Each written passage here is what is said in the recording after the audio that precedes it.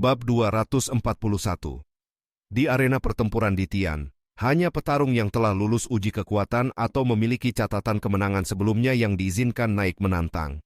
Setelah wanita tua yang sebelumnya menang lolos seleksi dan kembali ke arena, suasana tribun memuncak oleh sorakan haus darah. Penonton menuntut pertempuran sengit, dan di tengah gemuruh itu wanita tua serta pemuda, lawannya saling menyerang tanpa ragu. Pemuda mengayunkan pedang, sedangkan wanita tua menggunakan bilah panjang tipis. Teknik wanita tua jauh lebih matang dan tajam. Dalam 20 jurus saja pemuda terdesak dan hendak mengaku kalah. Namun tebasan lawan mendadak melesat lebih cepat dan langsung memenggal kepalanya sebelum kata menyerah terucap. Tribun meledak oleh sorak kemenangan.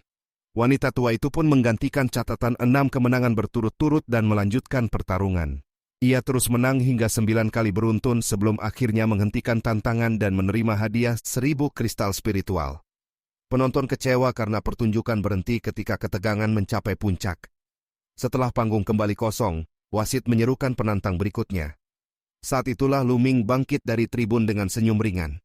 Ming Feng dan Ming Cheng langsung bersinar penuh antusias karena mereka yakin tidak ada petarung setingkat yang mampu menandingi kekuatannya. Lu Ming melangkah ke arena dan mendaftarkan diri sebagai Master Agung tingkat 6. Suaranya yang tenang menyebar ke seluruh arena saat ia menantang siapapun setingkat untuk bertarung.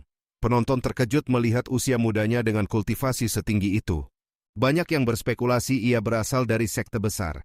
Tak lama kemudian seseorang mengenali identitasnya sebagai Tian Yun, jenius aula bintang umum yang membunuh Yang Zaitian di alam rahasia semut darah dan merampas cincin penyimpanan murid sekte pedang 10 arah. Nama Tian Yun yang telah menyebar di ibu kota membuat banyak orang gentar. Tak seorang pun berani naik melawan jenius terkenal itu. Lu Ming merasa serba salah karena ketenaran justru membuatnya kehilangan lawan. Ia kembali menyerukan tantangan hingga akhirnya seorang pria kekar parubaya bersedia naik dengan syarat pertarungan hanya berupa latihan. Lu Ming segera menyetujui karena ia memang tidak berniat membunuh tanpa alasan. Pertarungan dimulai. Pria kekar menghunus golok besar dan menyerang bertubi-tubi dengan 18 tebasan beruntun. Kilatan golok menutup ruang gerak, namun Lu Ming bergerak ringan dengan langkah udara, tubuhnya melayang luas di antara serangan tanpa tersentuh. Serangan demi serangan meleset bagaikan ombak menghantam bayangan. Dalam satu momen tombak panjang Lu Ming menusuk santai menembus celah teknik lawan. Seluruh rangkaian tebasan runtuh seketika. Pria kekar terkejut tak percaya. Tanpa emosi, Lu Ming menjelaskan bahwa teknik golok lawan seharusnya memadukan kekuatan dan kelenturan, tetapi ia terlalu mengejar kecepatan dan tenaga sehingga mandek pada tingkat keempat. Ucapan itu bagai petir pencerahan. Pria tersebut terdiam merenung, lalu tiba-tiba mengayunkan golok lagi. Kali ini 27 kilatan muncul sekaligus, jauh lebih kuat dari sebelumnya. Tekniknya menembus tingkat berikutnya. Ia tertawa penuh sukacita dan membungkuk hormat kepada Lu Ming, mengakui bahwa bimbingan singkat itu memberinya pencerahan yang selama ini tak tercapai. Lu Ming hanya menjawab tenang bahwa terobosan itu lahir dari pemahaman lawan sendiri. Pria kekar pun mengakui kekalahan dan turun dari arena dengan rasa hormat mendalam. Seluruh tribun tercengang. Pertarungan tanpa darah itu justru menghasilkan terobosan teknik. Sebelum keheningan mereda, seorang lelaki tua berambut putih segera melompat ke arena, menangkupkan tangan penuh hormat, dan memohon agar Lu Ming memberinya petunjuk pula. Atmosfer arena berubah dari haus darah menjadi penuh kekaguman terhadap pemuda jenius yang bukan hanya kuat, tetapi juga mampu membuka jalan pemahaman bagi petarung lain. Bab 242. Pria tua itu menatap Lu Ming dengan harapan yang berkobar. Meski masih sangat muda, pemahaman Lu Ming terhadap seni bela diri telah mencapai tingkat yang mendalam. Ia baru saja memberi arahan singkat kepada seorang pria bertubuh kekar, hingga orang itu mampu menembus kemacetan tekniknya. Pemandangan itu menyalakan semangat sang pria tua. Di tribun, para ahli bela diri tingkat 6 saling berebut kesempatan untuk naik ke arena. Mereka bukan terdorong oleh keyakinan bahwa Lu Ming mudah dikalahkan, melainkan oleh keinginan memperoleh bimbingan dari seorang jenius yang kekuatannya telah terbukti. Kejadian seperti itu belum pernah muncul di arena pertempuran. Lu Ming sendiri sempat terpaku, namun keadaan itu membuatnya tidak lagi khawatir kekurangan penantang. Pria tua itu melangkah maju dan menyerang dengan pedang panjangnya. Lu Ming bergerak ringan menghindari serangan, sambil mengamati setiap alur gerakan lawannya. Setelah puluhan jurus, satu tusukan santai dari tombaknya meruntuhkan rangkaian pedang sang pria tua. Lawannya mundur namun tidak putus asa. Ia justru menatap Luming dengan semangat membara. Luming merenung sejenak lalu menguraikan kekurangan dan kelemahan teknik pedang yang baru diamatinya. Sang pria tua mencerna dengan saksama, lalu bersujud hormat penuh kegembiraan sebelum meninggalkan arena dengan langkah ringan dan puas. Belum sempat suasana mereda, beberapa orang lain berebut naik ke arena. 2 di antaranya bahkan hampir bentrok karena memperebutkan giliran. Hakim turun tangan menertibkan, memaksa mereka menantang satu persatu. Seorang pria bertombak akhirnya memperoleh giliran dan segera melancarkan tekniknya. Seperti sebelumnya, Luming membiarkan lawan mengerahkan seluruh kemampuan, lalu menaklukkan dengan mudah dan menunjukkan celah kelemahannya. Penantang itu pergi dengan rasa syukur yang mendalam. Orang demi orang naik ke arena. Setiap kali, Luming menundukkan mereka dengan cara serupa, memberi petunjuk singkat, lalu membiarkan mereka mundur dengan rasa terima kasih. Dalam waktu singkat ia meraih 5 kemenangan beruntun. Namun tidak seorang pun terluka.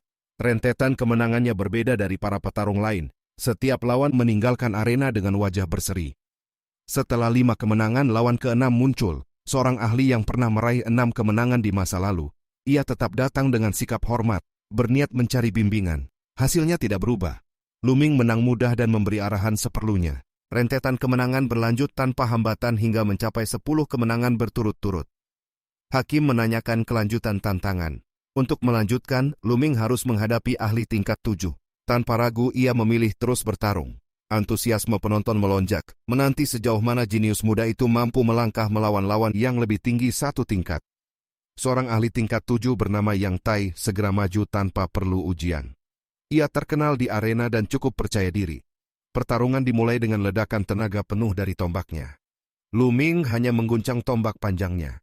Getaran kekuatan yang terpancar dari senjata itu menciptakan gelombang kejut dahsyat yang menghantam Yang Tai hingga terpental keluar arena dalam satu gerakan. Penonton tersentak. Dalam 10 ronde sebelumnya Luming menahan kekuatannya, membuat banyak orang hampir melupakan kedahsyatan tempurnya. Kini kekuatan sejatinya kembali tampak jelas. Yang Tai bangkit dengan susah payah dan pergi dengan tatapan ngeri. Tantangan terus berlanjut. Luming melawan para ahli tingkat 7 berikutnya dengan dominasi mutlak. Dalam waktu kurang dari 1 jam, ia telah meraih 7 kemenangan berturut-turut setelah naik tingkat. Seluruh arena bergemuruh oleh kegembiraan dan ketegangan.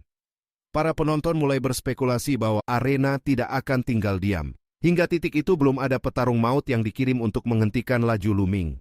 Banyak yang yakin bahwa pada ronde berikutnya seorang pembunuh sejati dari arena akan turun tangan untuk menghadapi jenius muda yang rentetan kemenangannya tampak tak terbendung. Bab 243. Arena pertempuran memiliki 2 jenis tantangan utama. Jenis pertama adalah memilih lawan di tempat. Jika tidak ada penantang yang maju, arena akan mengirimkan ahli mereka sendiri. Kekuatan arena pertempuran begitu dalam hingga melahirkan banyak petarung tangguh.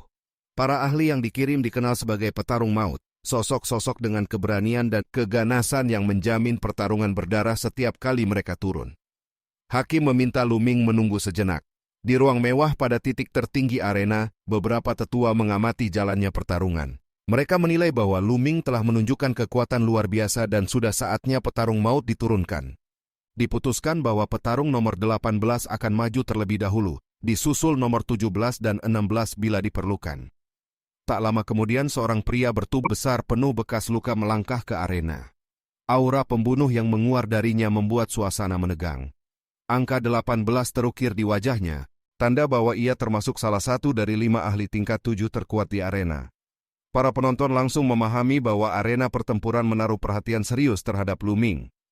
Luming merasakan tekanan aura pembunuh lawan dan justru tersenyum tipis. Semangat juangnya menyala. Pertarungan dimulai ketika petarung maut itu mengayunkan palu meteor, senjata langka yang sukar dikuasai namun sangat mematikan. Palu berantai itu meluncur bagai bintang jatuh menuju Luming. Luming tidak menghindar.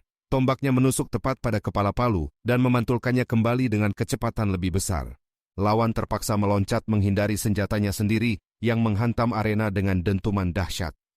Luming segera melangkah maju bagai bayangan, menyapu tombak ke arah lawan. Rantai besi tak mampu menahan hantaman itu. Petarung maut nomor 18 terpental jauh sebelum berhenti. Kemenangan diraih dengan bersih dan cepat. Penonton tercengang, bukan karena Luming menang, melainkan karena kemudahannya menaklukkan salah satu petarung maut terkuat. Para tetua di atas arena semakin yakin bahwa Lu Ming adalah jenius langka setingkat monster. Mereka menilai bahwa bahkan petarung maut lain pun takkan mampu menghentikannya. Namun alih-alih gusar, mereka justru melihat peluang keuntungan besar bila Lu Ming dibiarkan meraih 10 kemenangan melawan lawan satu tingkat lebih tinggi. Maka petarung nomor 17 dan 16 pun dikirim berturut-turut. Nomor 17 juga tumbang di tangan Lu Ming. Rentetan kemenangan mencapai 9.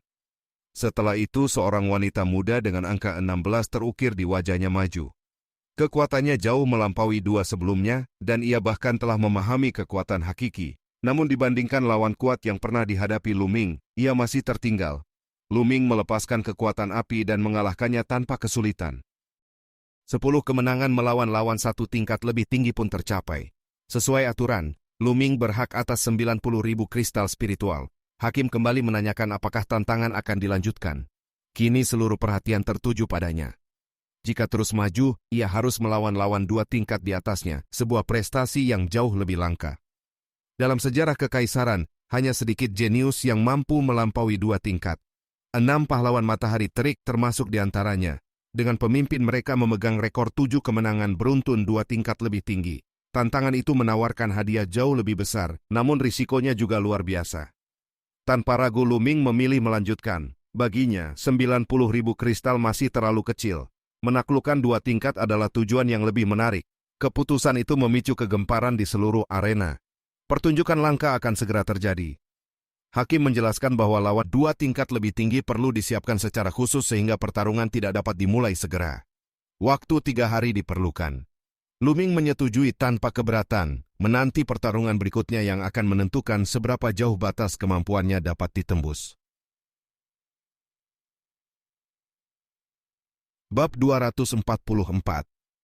Hakim mengumumkan bahwa tantangan akan dilanjutkan 3 hari kemudian, lalu mengingatkan bahwa 2 hari berikutnya akan digelar lelang akbar setengah tahunan rumah lelang di Tian. Tantangan hari itu pun berakhir. Lu Ming menunjukkan minat terhadap kabar lelang tersebut dan turun dari arena. Ming Feng berlari menghampiri dengan penuh semangat, menyatakan kekagumannya dan keyakinan bahwa dalam 3 hari Lu Ming berpeluang memecahkan rekor 6 pahlawan matahari terik dan mengguncang seluruh kekaisaran. Lu Ming hanya tersenyum tipis. Ia memahami bahwa melampaui 2 tingkat juga bergantung pada keberuntungan. Jika bertemu jenius setara 6 pahlawan pada tingkat lebih tinggi, kemenangan akan sulit diraih. Ia tidak ingin memikirkan terlalu jauh. Mereka bertiga meninggalkan arena menuju aula bintang jenderal. Dalam perjalanan, Ming Feng mengajak Lu Ming menghadiri lelang di Tian bersama. Lu Ming menyetujui. Ia kemudian berpisah untuk mengurus keperluan pribadi dan menuju pasar. Ia mengetahui bahwa lelang di Tian yang hanya diadakan setengah tahun sekali sering menghadirkan harta langka. Namun kristal spiritual miliknya masih kurang. Ia memutuskan menjual seluruh barang yang tidak diperlukan, mulai bahan tempa, ramuan, pil, senjata spiritual, hingga berbagai metode kultivasi dan teknik bela diri yang menumpuk. Selama 3 jam ia berpindah dari toko ke toko hingga semua barang terjual. Totalnya mencapai 300.000 kristal spiritual.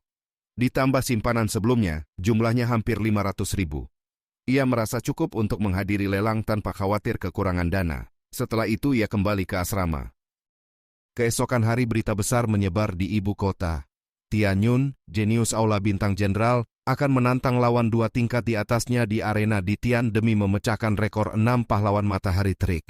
Kabar ini memicu kehebohan luas. Lu Ming segera memahami bahwa arena sengaja menyebarkannya untuk menarik penonton dan keuntungan besar. Ia hanya tersenyum pahit dan tidak peduli. Sehari berlalu cepat. Pada hari lelang, Lu Ming bersama Ming Cheng, Ming Feng, dan Ming Zhu menuju rumah lelang di Tian yang terletak tidak jauh dari arena. Setibanya di sana, seorang wanita muda menyambut mereka dengan hormat dan mengantar ke ruang tamu kehormatan. Keempatnya terkejut. Lu Ming memahami bahwa perlakuan ini berasal dari arena yang ingin menjaga hubungan baik dengannya. Ia tidak menolak. Rumah lelang terdiri dari aula utama bagi penawar biasa dan deretan ruang kehormatan di lantai atas.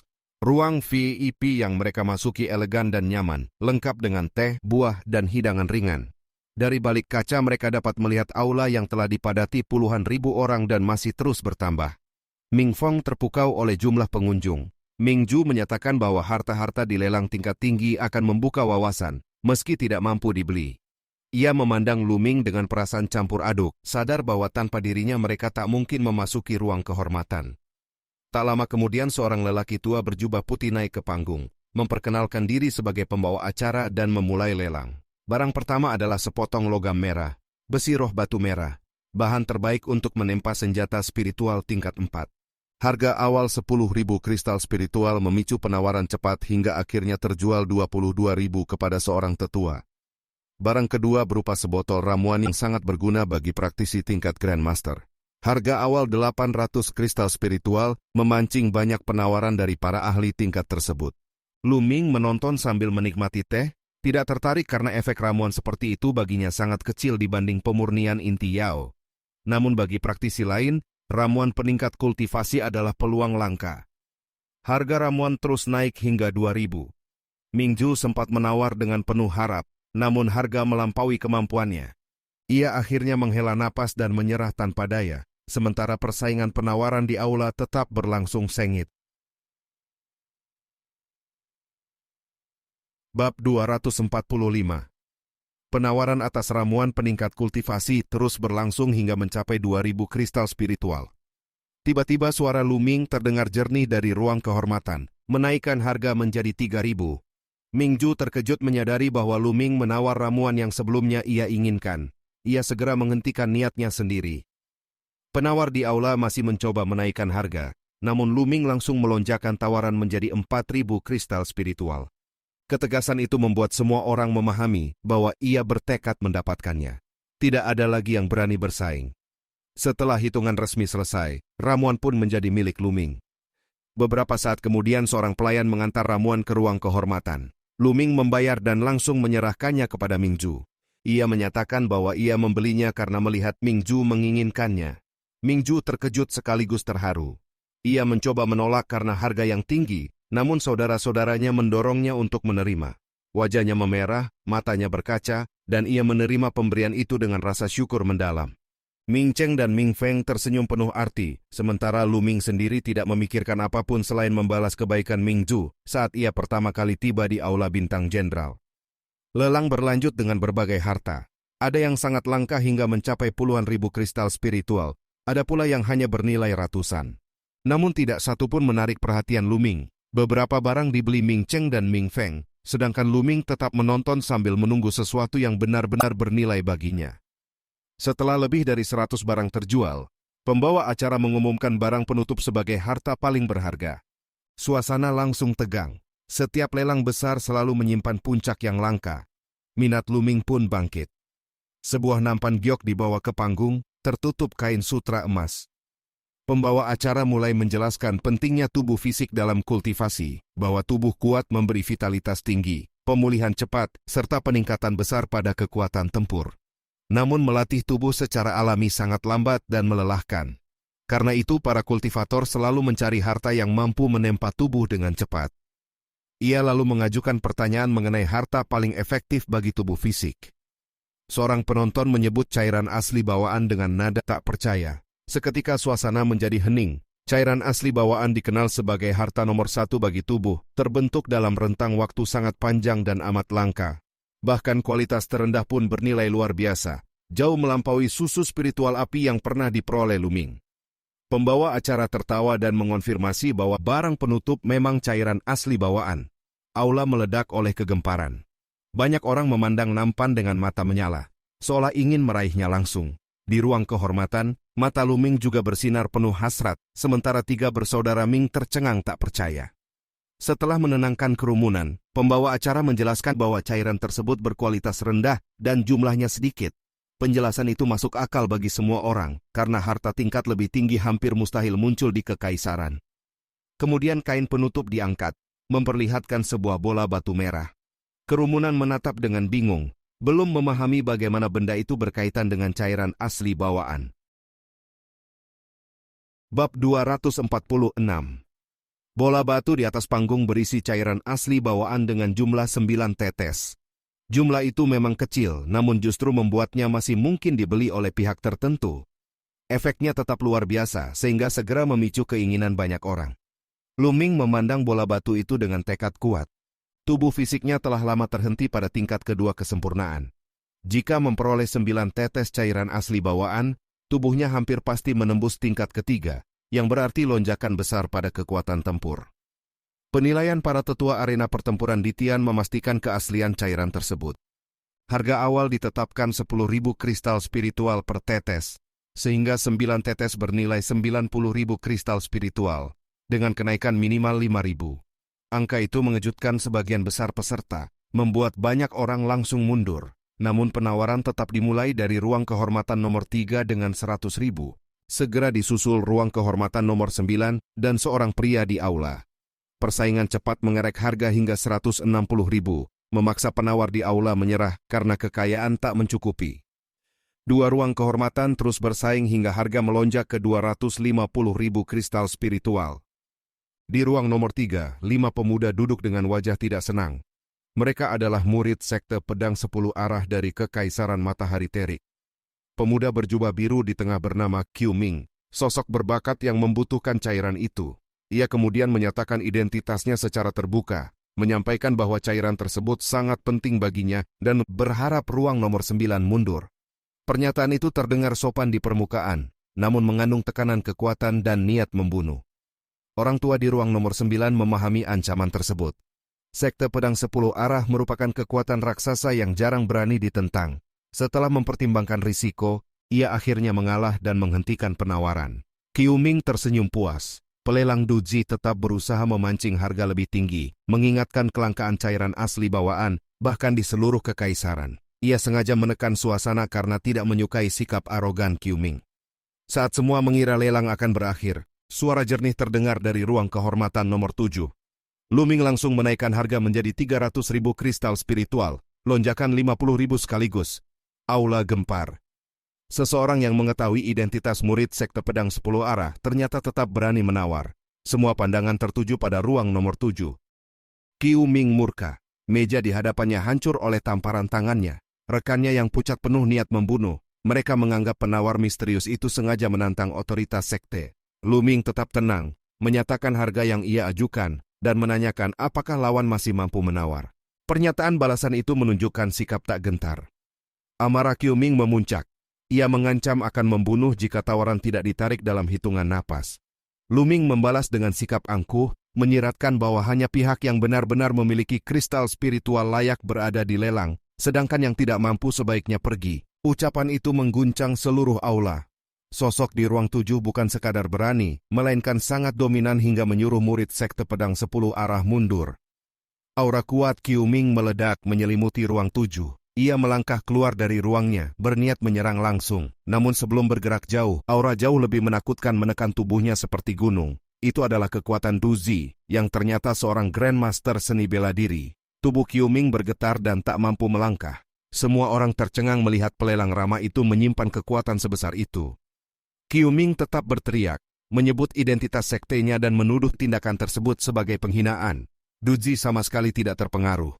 Rumah lelang Kaisar Langit memiliki aturan mutlak, dan siapapun yang membuat keributan akan dibunuh tanpa memandang latar belakang. Niat membunuh dalam kata-katanya terasa nyata, membuat seluruh aula hening tegang. Konflik antara kekuatan sekte besar dan otoritas rumah lelang mencapai titik ledak, sementara cairan asli bawaan masih berada di panggung menunggu penawar tertinggi. Bab 247. Qiu Ming gemetar ketakutan setelah merasakan tekanan mengerikan dari Duji. Ia baru menyadari bahwa tempat itu adalah rumah lelang Kaisar Langit dan Duji merupakan anggota Istana Ilahi Kaisar Langit. Bahkan sekte pedang 10 arah tidak akan berani bersuara jika ia dibunuh di sana. Kesadaran itu membuat tubuhnya kaku dan keringat dingin mengucur. Ia segera merendahkan diri dan memohon maaf, lalu kembali ke ruang kehormatan nomor 3, dengan langkah tergesa seolah baru diampuni dari maut. Setelah kembali, amarah dan rasa malu Qiu Ming meledak. Ia merasa kehilangan muka di hadapan banyak orang dan menyalahkan Lu Ming sepenuhnya. Ia memerintahkan penyelidikan identitas penawar di ruang nomor 7 dengan tekad menghancurkan tulangnya. Seorang murid sekte pedang 10 arah yang pernah bertemu Lu Ming di alam rahasia semut darah mengenali suaranya sebagai Tianyun dari Aula Bintang Jenderal.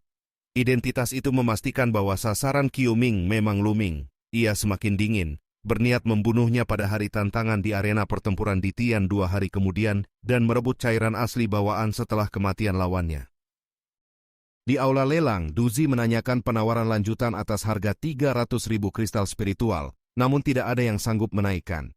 Jumlah itu terlalu besar bagi para Grandmaster.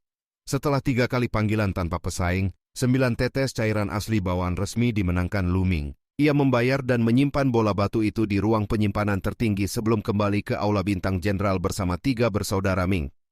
Setelah tiba, Lu Ming segera memasuki ruang kultivasi dan memecahkan bola batu. Energi esensi Ki Pekat langsung menyebar, memperlihatkan cairan hitam berkilau yang sangat misterius. Ia menelan 1 tetes dan menyimpan sisanya, lalu mengedarkan seni Fajra Api untuk memurnikan. Cairan itu berubah menjadi arus esensi tanpa batas yang meresap ke otot, tulang, dan seluruh tubuhnya, menempa fisiknya secara menyeluruh. Kekuatan tubuhnya meningkat cepat dan penghalang tingkat kedua akhirnya mulai retak. 2 jam kemudian tubuhnya bergetar keras. Tulang berbunyi seperti letupan, dan otot bergelombang sebelum tenang. Tubuh fisiknya menembus tingkat ketiga tahap awal. Kegembiraan memenuhi wajahnya karena hanya 1 tetes cairan asli bawaan tingkat rendah mampu menghasilkan terobosan mulus. Daya ledak tubuhnya meningkat tajam, membawa lonjakan kekuatan tempur yang jelas. Tanpa berhenti ia menelan tetes kedua dan terus memurnikan. Pada tingkat ketiga kemajuan memang lebih sulit, namun dengan bantuan harta tertinggi itu, peningkatan tetap pesat. Lebih dari sehari berlalu hingga seluruh 8 tetes tersisa dimurnikan. Seni Fajra Api mencapai lingkaran besar tingkat ketiga, batas tertinggi teknik tersebut. Tubuh fisik Lu Ming kini berada pada kesempurnaan tingkat ketiga. Jika ingin melangkah lebih jauh, ia harus memperoleh teknik kultivasi fisik yang lebih tinggi. Ia merasakan kekuatan tubuhnya melonjak setidaknya 30%. Membuatnya sangat puas. Saat itu terdengar ketukan pintu. Ia keluar dari ruang kultivasi dan menemukan 3 bersaudara Ming datang dengan tergesa. Hari itu adalah jadwal tantangannya menembus 2 tingkat di arena pertempuran di Tian. Lu Ming baru tersadar ia hampir lupa waktu karena terlalu fokus memurnikan cairan. Mereka segera berangkat.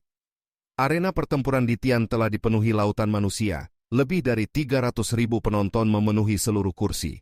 Biaya masuk 10 kristal spiritual per orang, membuat pendapatan hari itu mencapai jutaan. Namun suasana gelisah karena Tianyun belum muncul. Banyak orang khawatir ia tidak datang, sementara murid Sekte Pedang 10 Arah sengaja menyebarkan dugaan bahwa ia takut setelah menyinggung Qiu Ming. Puluhan murid sekte itu berdiri dengan wajah muram, menunggu. Para tetua arena juga mulai resah, bahkan mengirim orang menjemput. Ketegangan memuncak hingga seorang tetua tiba-tiba tersenyum melihat pintu masuk. Saat itu Lu Ming melangkah masuk ke arena, diikuti 3 bersaudara Ming.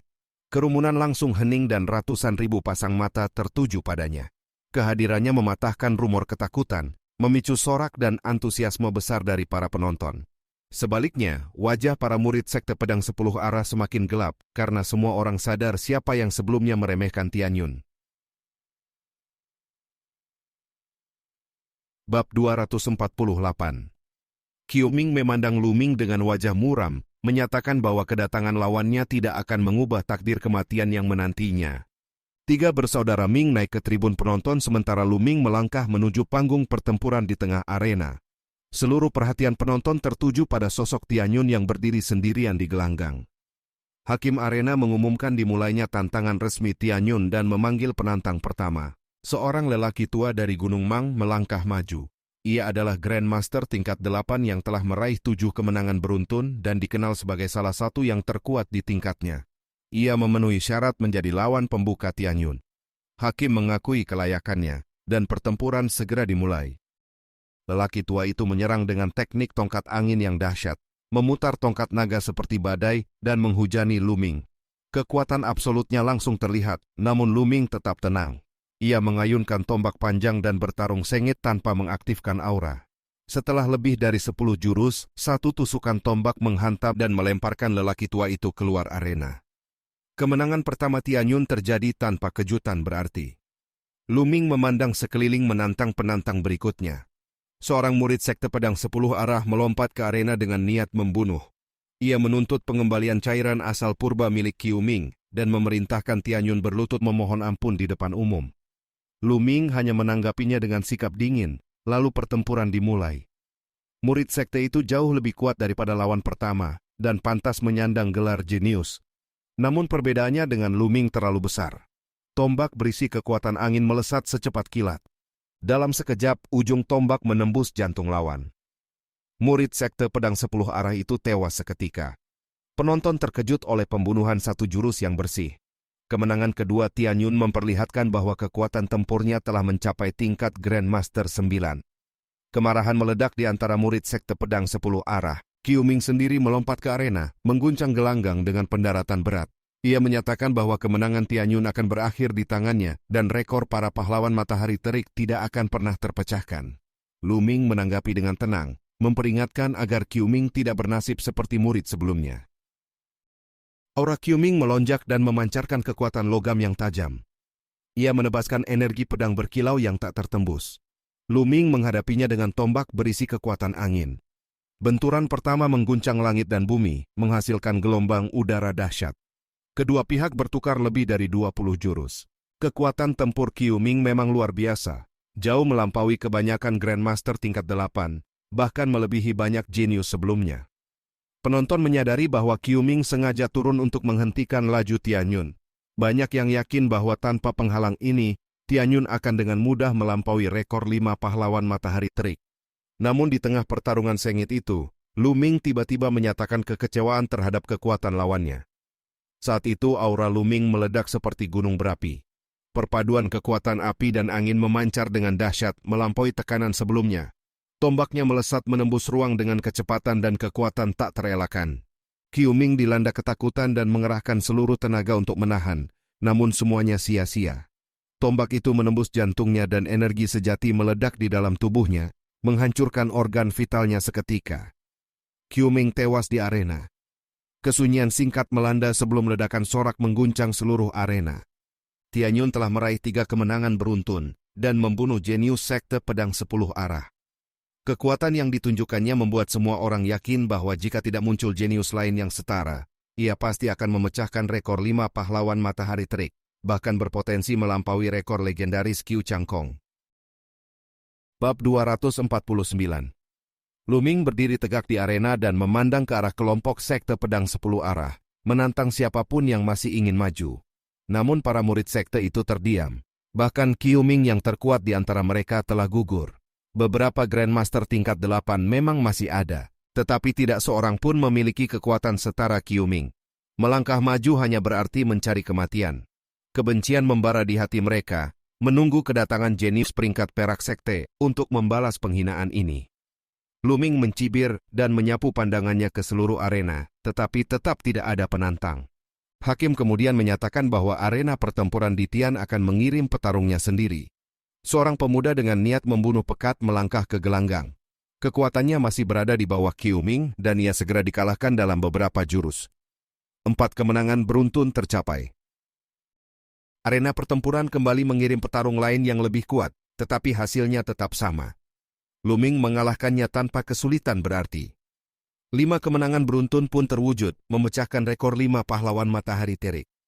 Namun laju kemenangan Tian Yun tidak berhenti. Arena pertempuran terus mengirim petarung maut yang semakin kuat, masing-masing melebihi pendahulunya. Semuanya tetap tumbang di tangan Lu Ming. 6 kemenangan, 7 kemenangan. Ia telah menyamai rekor Qiu Changkong. Tak lama kemudian ia kembali menang. 8 kemenangan beruntun tercapai, dan seluruh arena meledak dalam sorak. Rekor Qiu Changkong telah terpecahkan. Para penonton terguncang oleh kemungkinan bahwa bakat Tian Yun mungkin melampaui legenda itu. Sebagian berpendapat bahwa Qiu Changkong dahulu melampaui pahlawan lain karena kebangkitan garis keturunan kedua saat menembus alam leluhur bela diri, sehingga masa depan Tian Yun masih belum pasti. Namun semua sepakat bahwa pencapaiannya saat ini sudah menakutkan. Pertarungan ke-9 segera berlangsung. Arena pertempuran mengirim ahli yang bahkan lebih kuat daripada Qiu Ming. Meski demikian, ia tetap kalah. 9 kemenangan beruntun membuat para tetua arena mulai gelisah. Mereka melihat potensi besar dalam diri Tian Yun, bahkan kemungkinan bergabung dengan pengawal ilahi di Tian di masa depan. Namun kekhawatiran utama mereka adalah menghentikan rentetan kemenangan sebelum kerugian semakin besar. Mereka akhirnya memutuskan mengirim petarung peringkat 10. Seorang pemuda bertelanjang dada berusia 20-an melangkah ke arena dengan angka 10 di wajahnya. Para penonton yang memahami sistem arena langsung terkejut. Petarung peringkat 1 hingga 10 biasanya adalah Grandmaster tingkat 9 terbaik.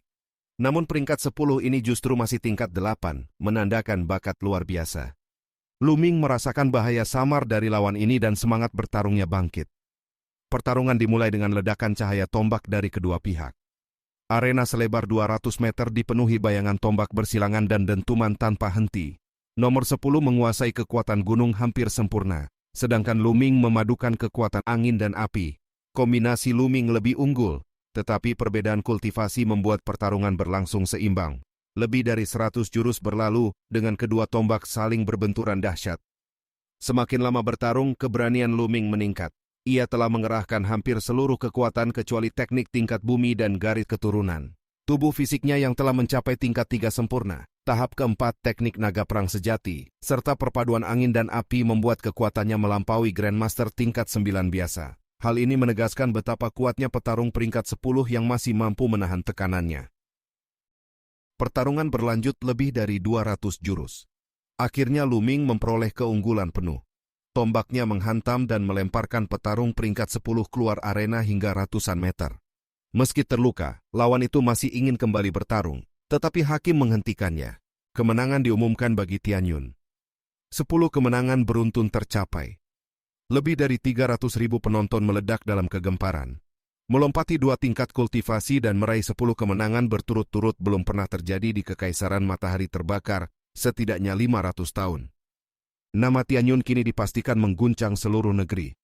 Banyak yang yakin bahwa jika ia terus berkembang, ia akan setara bahkan melampaui 6 pahlawan matahari terik. Di tribun, 3 bersaudara Ming gemetar oleh kegembiraan, sementara murid sekte pedang 10 arah pucat tanpa darah. Namun perhatian segera beralih pada satu pertanyaan besar. Apakah Tianyun akan melanjutkan tantangan melawan lawan 3 tingkat di atasnya, yang jelas bukan Grandmaster tingkat 9 biasa melainkan ahli sejati di atas peringkat 10? Para tetua arena menahan napas, berharap ia berhenti demi menghindari kerugian lebih jauh. Hakim memandang Lu Ming dengan kegugupan tersembunyi dan menanyakan apakah ia masih ingin melanjutkan tantangan.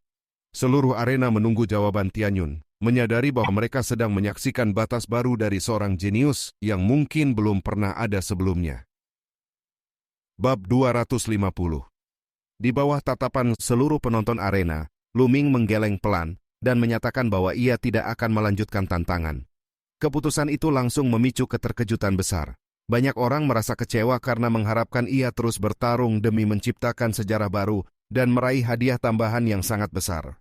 Sebaliknya, hakim dan para tetua arena pertempuran di Tian justru lega karena kekhawatiran mereka akan kerugian besar akhirnya sirna.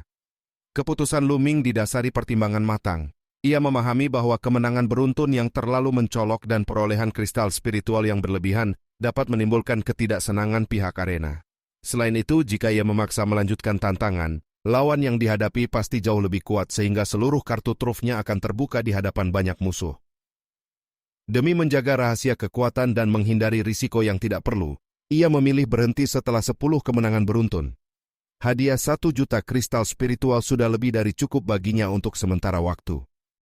Walau demikian, para penonton tetap ramai memperdebatkan keputusan itu. Sebagian beranggapan bahwa ia sebenarnya sudah mencapai batas kemampuan sehingga tidak berani melanjutkan. Sebagian lain meyakini bahwa ia masih menyimpan kekuatan besar dan berhenti karena alasan tertentu yang tidak diketahui. Semua spekulasi itu tidak dipedulikan Lu Ming. Ia menerima hadiah dari hakim dengan tenang lalu meninggalkan arena dengan perasaan puas. 3 bersaudara Ming menemaninya menuju pasar. Dengan semangat gembira mereka memilih berbagai barang hingga menghabiskan beberapa ribu kristal spiritual. Bagi Lu Ming yang kini memiliki kekayaan besar, jumlah itu terasa kecil. Seusai berbelanja, mereka kembali ke Aula Bintang Jenderal. Di pintu asrama, Lu Ming melihat Huachi telah menunggu. Pangeran itu memuji pencapaian Lu Ming yang telah melampaui ekspektasi dan memecahkan rekor lama. Lu Ming terkejut mengetahui bahwa kabar kemenangannya telah menyebar cepat ke seluruh kalangan atas ibu kota kekaisaran. Huachi kemudian mengungkapkan bahwa ayahandanya, Kaisar Kekaisaran Matahari Terbakar, ingin bertemu. Lu Ming tidak keberatan karena ia memahami bahwa kerjasamanya dengan Huachi memang melibatkan dukungan keluarga kekaisaran. Huachi lalu menyampaikan kabar penting bahwa Kaisar telah lama memerintahkan penyelidikan tentang keberadaan ayah Lu Ming, dan kini terdapat sedikit kemajuan. Mendengar itu, hati Lu Ming bergetar oleh harapan yang selama ini terpendam. Ia segera menyetujui untuk menghadap Kaisar tanpa menunda. Lu Ming dan Huachi berangkat menuju istana dengan kereta binatang dan langsung menuju Taman Kekaisaran. Di sebuah pavilion, seorang pria parubaya berjubah naga emas duduk santai sambil menikmati teh. Sosok itu memancarkan wibawa agung yang menekan, kehadiran khas seorang penguasa tertinggi. Dialah Kaisar Kekaisaran Matahari Terbakar, Hua Zhengxing. Setelah memberi hormat, Lu Ming dipersilakan duduk dan menikmati teh bersama. Kaisar memuji bakat dan pencapaian Lu Ming yang telah menciptakan berbagai keajaiban.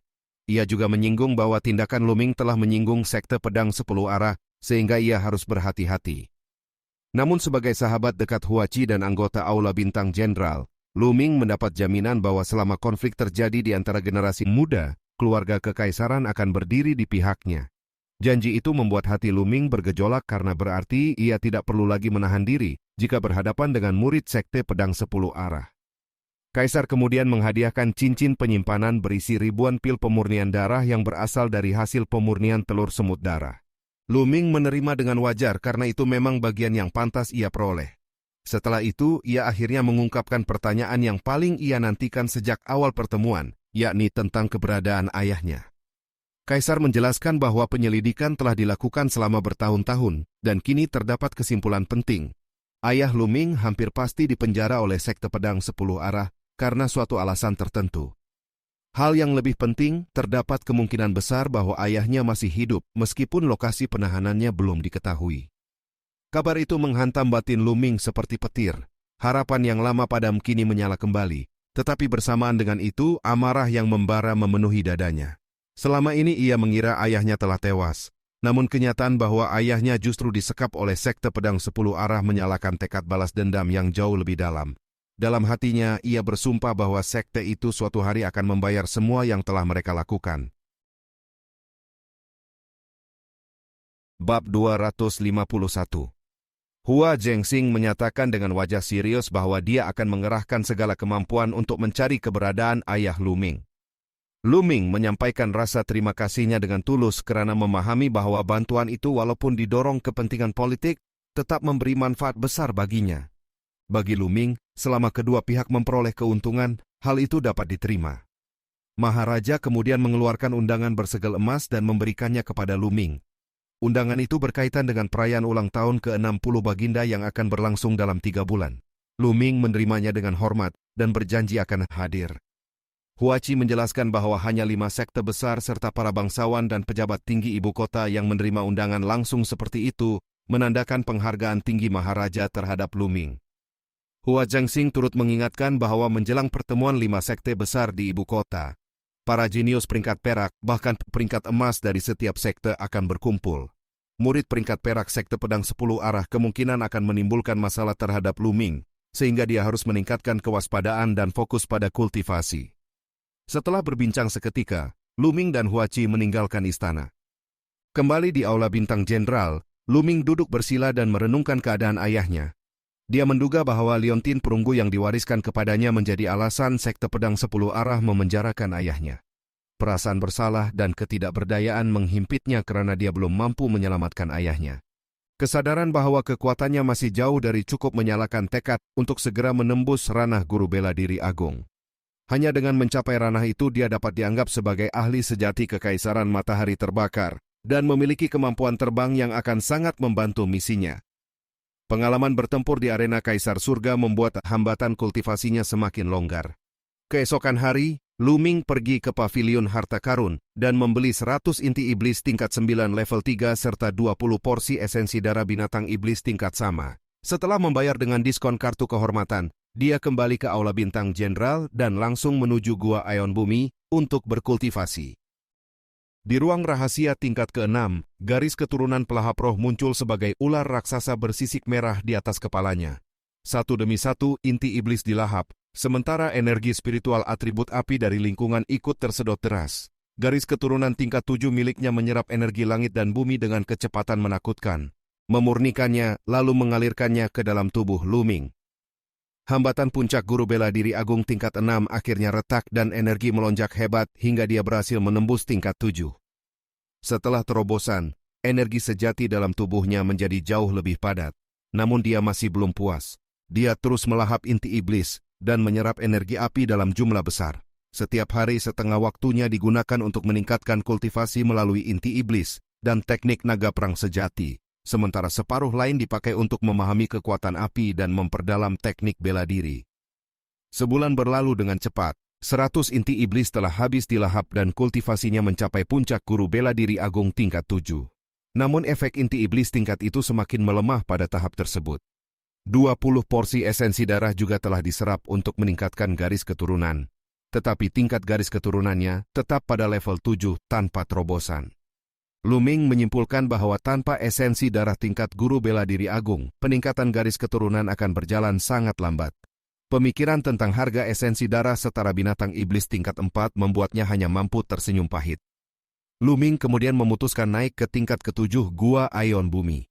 Tempat itu biasanya hanya dapat dimasuki guru bela diri agung karena energi api di sana terlalu pekat dan ganas bagi kultivator lebih rendah.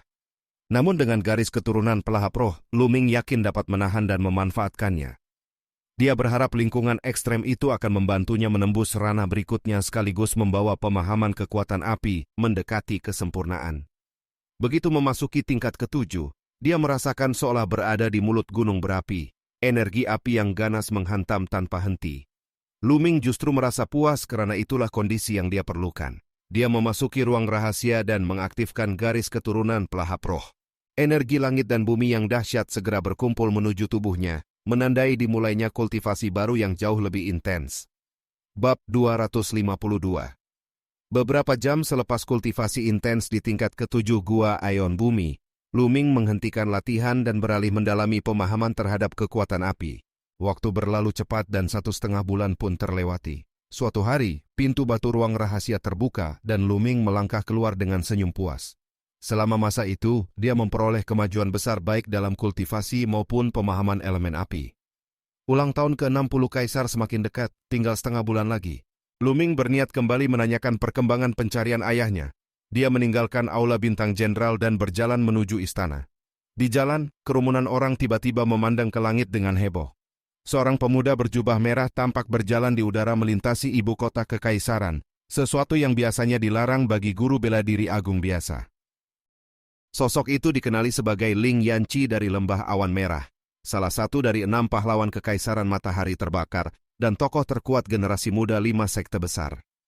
Tak lama kemudian muncul pula pemuda berjubah putih yang melangkah di udara menyusulnya, yaitu Feng Wuji dari sekte pedang mistik, juga termasuk 6 pahlawan. Kedua jenius itu bertemu lalu bersama-sama menuju kedalaman ibu kota, meninggalkan kekaguman dan perbincangan hangat di kalangan masyarakat yang jarang menyaksikan kehadiran 2 pahlawan sekaligus. Lu Ming memandang kepergian mereka dengan sorot mata tajam. Dalam hatinya terbit tekad bahwa suatu hari dia akan mencapai bahkan melampaui ketinggian 6 pahlawan tersebut. Dia kemudian melanjutkan perjalanan ke istana dan bertemu Hua Qi. Namun pencarian terhadap ayahnya masih belum menghasilkan petunjuk baru.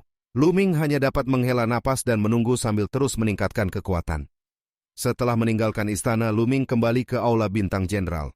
Di gerbang dia melihat banyak murid berkumpul dan baru saja bubar. Dari bisikan yang terdengar dia mengetahui bahwa murid sekte pedang 10 arah baru saja datang menantangnya dan bahkan melukai lebih dari 10 murid Aula Bintang Jenderal karena dia tidak berada di tempat. Mendengar itu, niat membunuh berkilat di mata Lu Ming. Namun Ming Feng memperingatkan bahwa di antara rombongan sekte pedang 10 arah terdapat jenius peringkat perak di puncak guru bela diri agung yang sangat kuat. Lu Ming tetap bersikap tegas dan memerintahkan agar dia segera diberitahu jika mereka datang lagi. Hari-hari berikutnya dihabiskan Lu Ming dalam pengasingan di asrama, berlatih teknik bela diri di platform ketiga kuil agung. Setengah bulan berlalu. Selama waktu itu, ibu kota kekaisaran dipenuhi para jenius dari 5 sekte besar, termasuk murid peringkat emas dan ahli ranah guru bela diri agung. Meski semua kekuatan telah berkumpul, suasana justru terasa sunyi dan tegang seperti ketenangan sebelum badai. Bahkan murid sekte pedang 10 arah tidak lagi mendatangi Lu Ming, membuat banyak orang merasa firasat buruk akan sesuatu yang besar. Akhirnya hari ulang tahun ke-60 Kaisar Hua Zhengxing tiba. Sejak pagi, Hua Qi menjemput Lu Ming dengan kereta binatang menuju istana. Jamuan besar diadakan di halaman depan istana dengan puluhan meja bagi tamu berstatus tinggi dari kalangan keluarga kerajaan, bangsawan, dan pejabat penting. Lu Ming duduk di sisi kanan bersama Hua Qi sementara para pangeran, selir, dan menteri perlahan memenuhi tempat. Tak lama kemudian terdengar pengumuman kedatangan rombongan Lembah Awan Merah. Semua hadirin bangkit memberi hormat. Seorang pria paruh baya berjubah merah dengan aura agung memimpin rombongan, diikuti 4 tetua berjubah merah berhias emas dan di belakang mereka, Ling Yanqi. Kehadiran mereka memancarkan tekanan seperti gelombang samudra, membuat semua orang merasakan kekuatan luar biasa sekte besar tersebut. Sikap hormat keluarga kekaisaran terhadap mereka memperlihatkan kemunduran nyata kekuasaan kerajaan dibanding 5 sekte besar. Pemimpin Lembah Awan Merah tertawa santai lalu duduk, menanyakan keberadaan kaisar yang belum hadir. Jamuan agung yang mempertemukan kekuatan tertinggi kekaisaran dan 5 sekte besar pun segera memasuki babak penting, menandai awal peristiwa besar yang akan mengguncang ibu kota. Bab 253. Hua Zhengxing datang menyambut rombongan Lembah Awan Merah dengan sikap ramah dan penuh penghormatan. Ia menerima hadiah yang dibawa pemimpin lembah, lalu mempersilakan mereka duduk. Tidak lama kemudian, rombongan sekte pedang mistik tiba dipimpin Lin Shuai bersama para tetua berjubah emas serta Feng Wuji. Mereka juga menyampaikan ucapan selamat dan menyerahkan hadiah, kemudian mengambil tempat di area jamuan. Rombongan sekte pedang bulan hantu menyusul datang, termasuk Shang Guanyan sebagai jenius utama mereka. Setelah itu hadir pula perwakilan sekte iblis surga. Dengan demikian, 4 dari 5 sekte besar telah berkumpul di istana untuk menghadiri perayaan ulang tahun kaisar. Suasana berubah ketika rombongan sekte pedang 10 arah memasuki halaman istana bersama Raja Penindas Surgawi. Pemimpin sekte Qiu yang berjalan di depan dengan aura dominan, diikuti raja yang berwibawa. Kehadiran mereka segera menarik perhatian seluruh tamu. Hua Qi memberitahu Lu Ming identitas mereka, dan Lu Ming mengamati sosok raja yang pernah berhubungan dengannya di masa lalu. Di belakang raja berdiri Hua Jie dengan tatapan penuh kebencian ke arah Lu Ming. Lu Ming menanggapinya dengan isyarat mengejek sehingga Hua Jie menahan amarahnya di hadapan para tokoh besar yang hadir. Hua Zhengxing berdiri menyambut Qiu Wuyang dengan penuh sopan, namun sikap pemimpin sekte pedang 10 arah tampak dingin dan meremehkan. Ia mengaku datang terburu-buru hingga tidak membawa hadiah, bahkan tidak menunjukkan penghormatan yang layak kepada kaisar. Raja Penindas Surgawi juga bersikap santai seolah tidak memandang penting kedudukan keluarga kekaisaran. Sikap ini membuat Hua Qi sangat marah, sementara Hua Zhengxing menahan emosi dan tetap menjaga wibawa sebagai penguasa. Jamuan pun dimulai. Hua Zhengxing mengangkat cawan dan menyampaikan sambutan, tetapi Qiu Wuyang memotong pembicaraannya dengan nada datar dan menegaskan bahwa ada urusan lain yang lebih penting untuk dibahas. Tindakan itu membuat para bangsawan dan pejabat istana tersinggung karena dianggap tidak menghormati kaisar. Lin Shuai menegur sikap tersebut, menegaskan bahwa tujuan utama pertemuan adalah merayakan ulang tahun kaisar. Qiu Wuyang lalu mengalihkan pembicaraan pada keadaan kekaisaran matahari terbakar. Ia mempertanyakan kekuatan negara dan memancing tanggapan hadirin.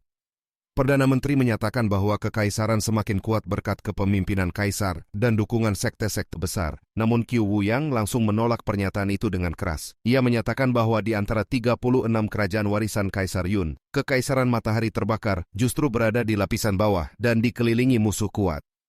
Ia menilai penyebab kemunduran terletak pada kekuatan yang tercerai-berai. Menurutnya, berbagai kekuatan dalam kekaisaran berjalan sendiri-sendiri, sehingga tidak mampu membentuk daya tempur terpadu.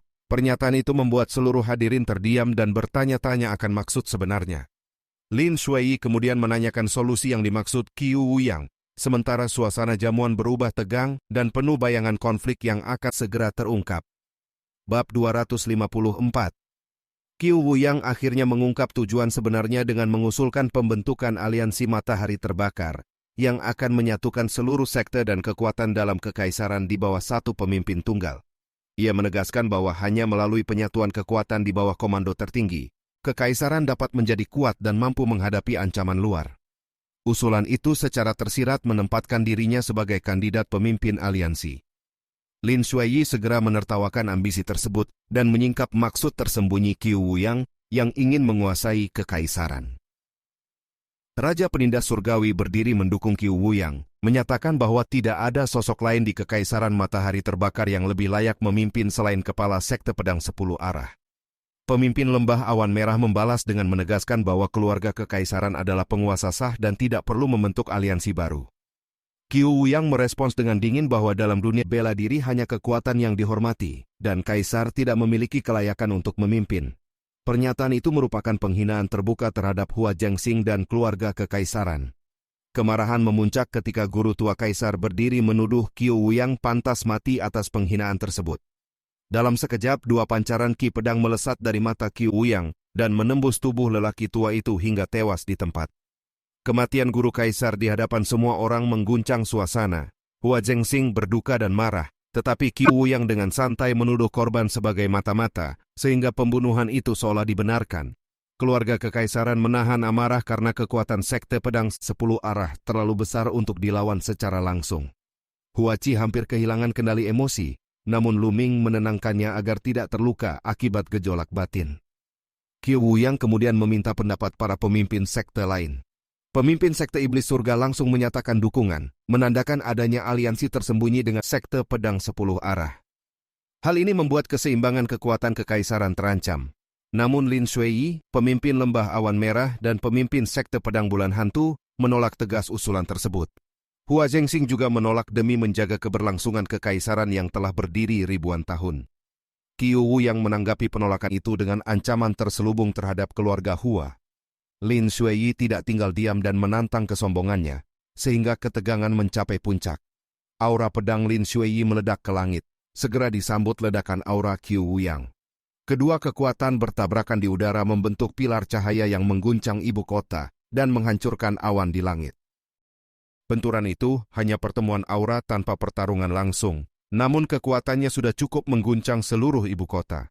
Lu Ming menyadari bahwa kekuatan para pemimpin sekte berada pada tingkat kesempurnaan dan mulai menyentuh hakikat niat, esensi tertinggi langit dan bumi yang menjadi jalan menuju ranah Raja Bela Diri. Ia memahami bahwa bila kedua penguasa benar-benar bertarung, ibu kota akan hancur. Qiu Wuyang menyatakan niat membunuh dan bersiap menghabisi Lin Xueyi. Lin Xueyi menghadapi ancaman itu tanpa gentar. Pada saat genting, aura dahsyat lain bangkit dari pemimpin lembah awan merah dan pemimpin sekte pedang bulan hantu. Kekuatan mereka bergabung dengan Lin Xueyi menekan Qiu Wuyang, menandakan bahwa 3 sekte besar berdiri bersama melawan ambisi sekte pedang 10 arah. Suasana berubah menjadi konfrontasi terbuka antar penguasa, menandai awal pertarungan kekuatan tertinggi di Kekaisaran Matahari Terbakar. Bab 255. Tekanan dari 3 penguasa membuat Qiu Wuyang terdesak dan akhirnya mundur sambil melempar ancaman terbuka kepada Hua Zhengxing serta para pemimpin sekte yang menentangnya. Ia meninggalkan istana bersama rombongan sekte pedang 10 arah. Raja Penindas Surgawi mengikuti dengan kemarahan, menuduh Hua Zhengxing tidak memahami arah zaman. Namun Kaisar membalas dengan sindiran tajam bahwa tren yang dimaksud hanyalah menjadikan keluarga Hua budak sekte pedang 10 arah. Setelah rombongan sekte pedang 10 arah dan sekte iblis surga pergi, jamuan ulang tahun berlanjut dalam suasana muram. Para pemimpin sekte yang tersisa menyadari bahwa keseimbangan kekuatan kekaisaran telah retak. Aliansi tersembunyi antara sekte pedang 10 arah dan sekte iblis surga menjadi ancaman nyata, menandakan masa penuh gejolak akan segera datang. Lu Ming meninggalkan istana dengan pikiran penuh kegelisahan. Ia memahami bahwa badai besar sedang terbentuk di Kekaisaran Matahari Terbakar dan dirinya telah terlibat di dalam pusaran itu melalui hubungan dengan keluarga kerajaan dan sekte. Ia menyadari bahwa satu-satunya cara bertahan adalah meningkatkan kekuatan secepat mungkin, lalu kembali berkultivasi dengan tekad yang semakin kuat. Di kediaman sekte pedang 10 arah di ibu kota, Qiu Wuyang melampiaskan amarahnya kepada para tetua berjubah emas. Ia menegaskan bahwa 3 sekte besar pasti akan menolak rencananya, dan kini saatnya menunjukkan kekuatan sekte pedang 10 arah. Ia memerintahkan generasi muda sekte untuk bergerak lebih dulu dan mempermalukan para jenius sekte lain sebagai langkah awal dominasi. 3 hari kemudian, berita mengguncang ibu kota. Guan Hong, salah satu dari 6 pahlawan matahari terbakar dari sekte pedang 10 arah, menantang Feng Wuji dari sekte pedang mistik serta Ling Yanqi dari lembah awan merah. Pertarungan dijadwalkan di puncak matahari terbenam, puncak tertinggi di ibu kota. Berita itu memicu kegemparan besar. Selain sekte pedang 10 arah yang memiliki 2 anggota 6 pahlawan, 4 sekte besar lain masing-masing hanya memiliki 1. Qiu Changkong dikenal sebagai yang terkuat di antara mereka, sementara kekuatan 5 lainnya belum pernah benar-benar dibandingkan. Tantangan Guan Hong menandakan awal konfrontasi antar jenius tertinggi kekaisaran. Lu Ming mendengar kabar itu setelah keluar dari kultivasi tertutup. Ming Fong datang tergesa dan memintanya segera menuju puncak matahari terbenam karena pertarungan telah dimulai. Lu Ming langsung bergerak membawa Ming Fong dengan teknik gerakan cepat menuju lokasi. Sepanjang jalan menuju puncak, arus manusia membanjiri arah yang sama. Para kultivator dari berbagai tingkat, termasuk Grandmaster bela diri, bergegas menyaksikan duel langka tersebut. Dari kejauhan sudah terdengar gemuruh dahsyat yang menandakan benturan kekuatan besar di puncak gunung.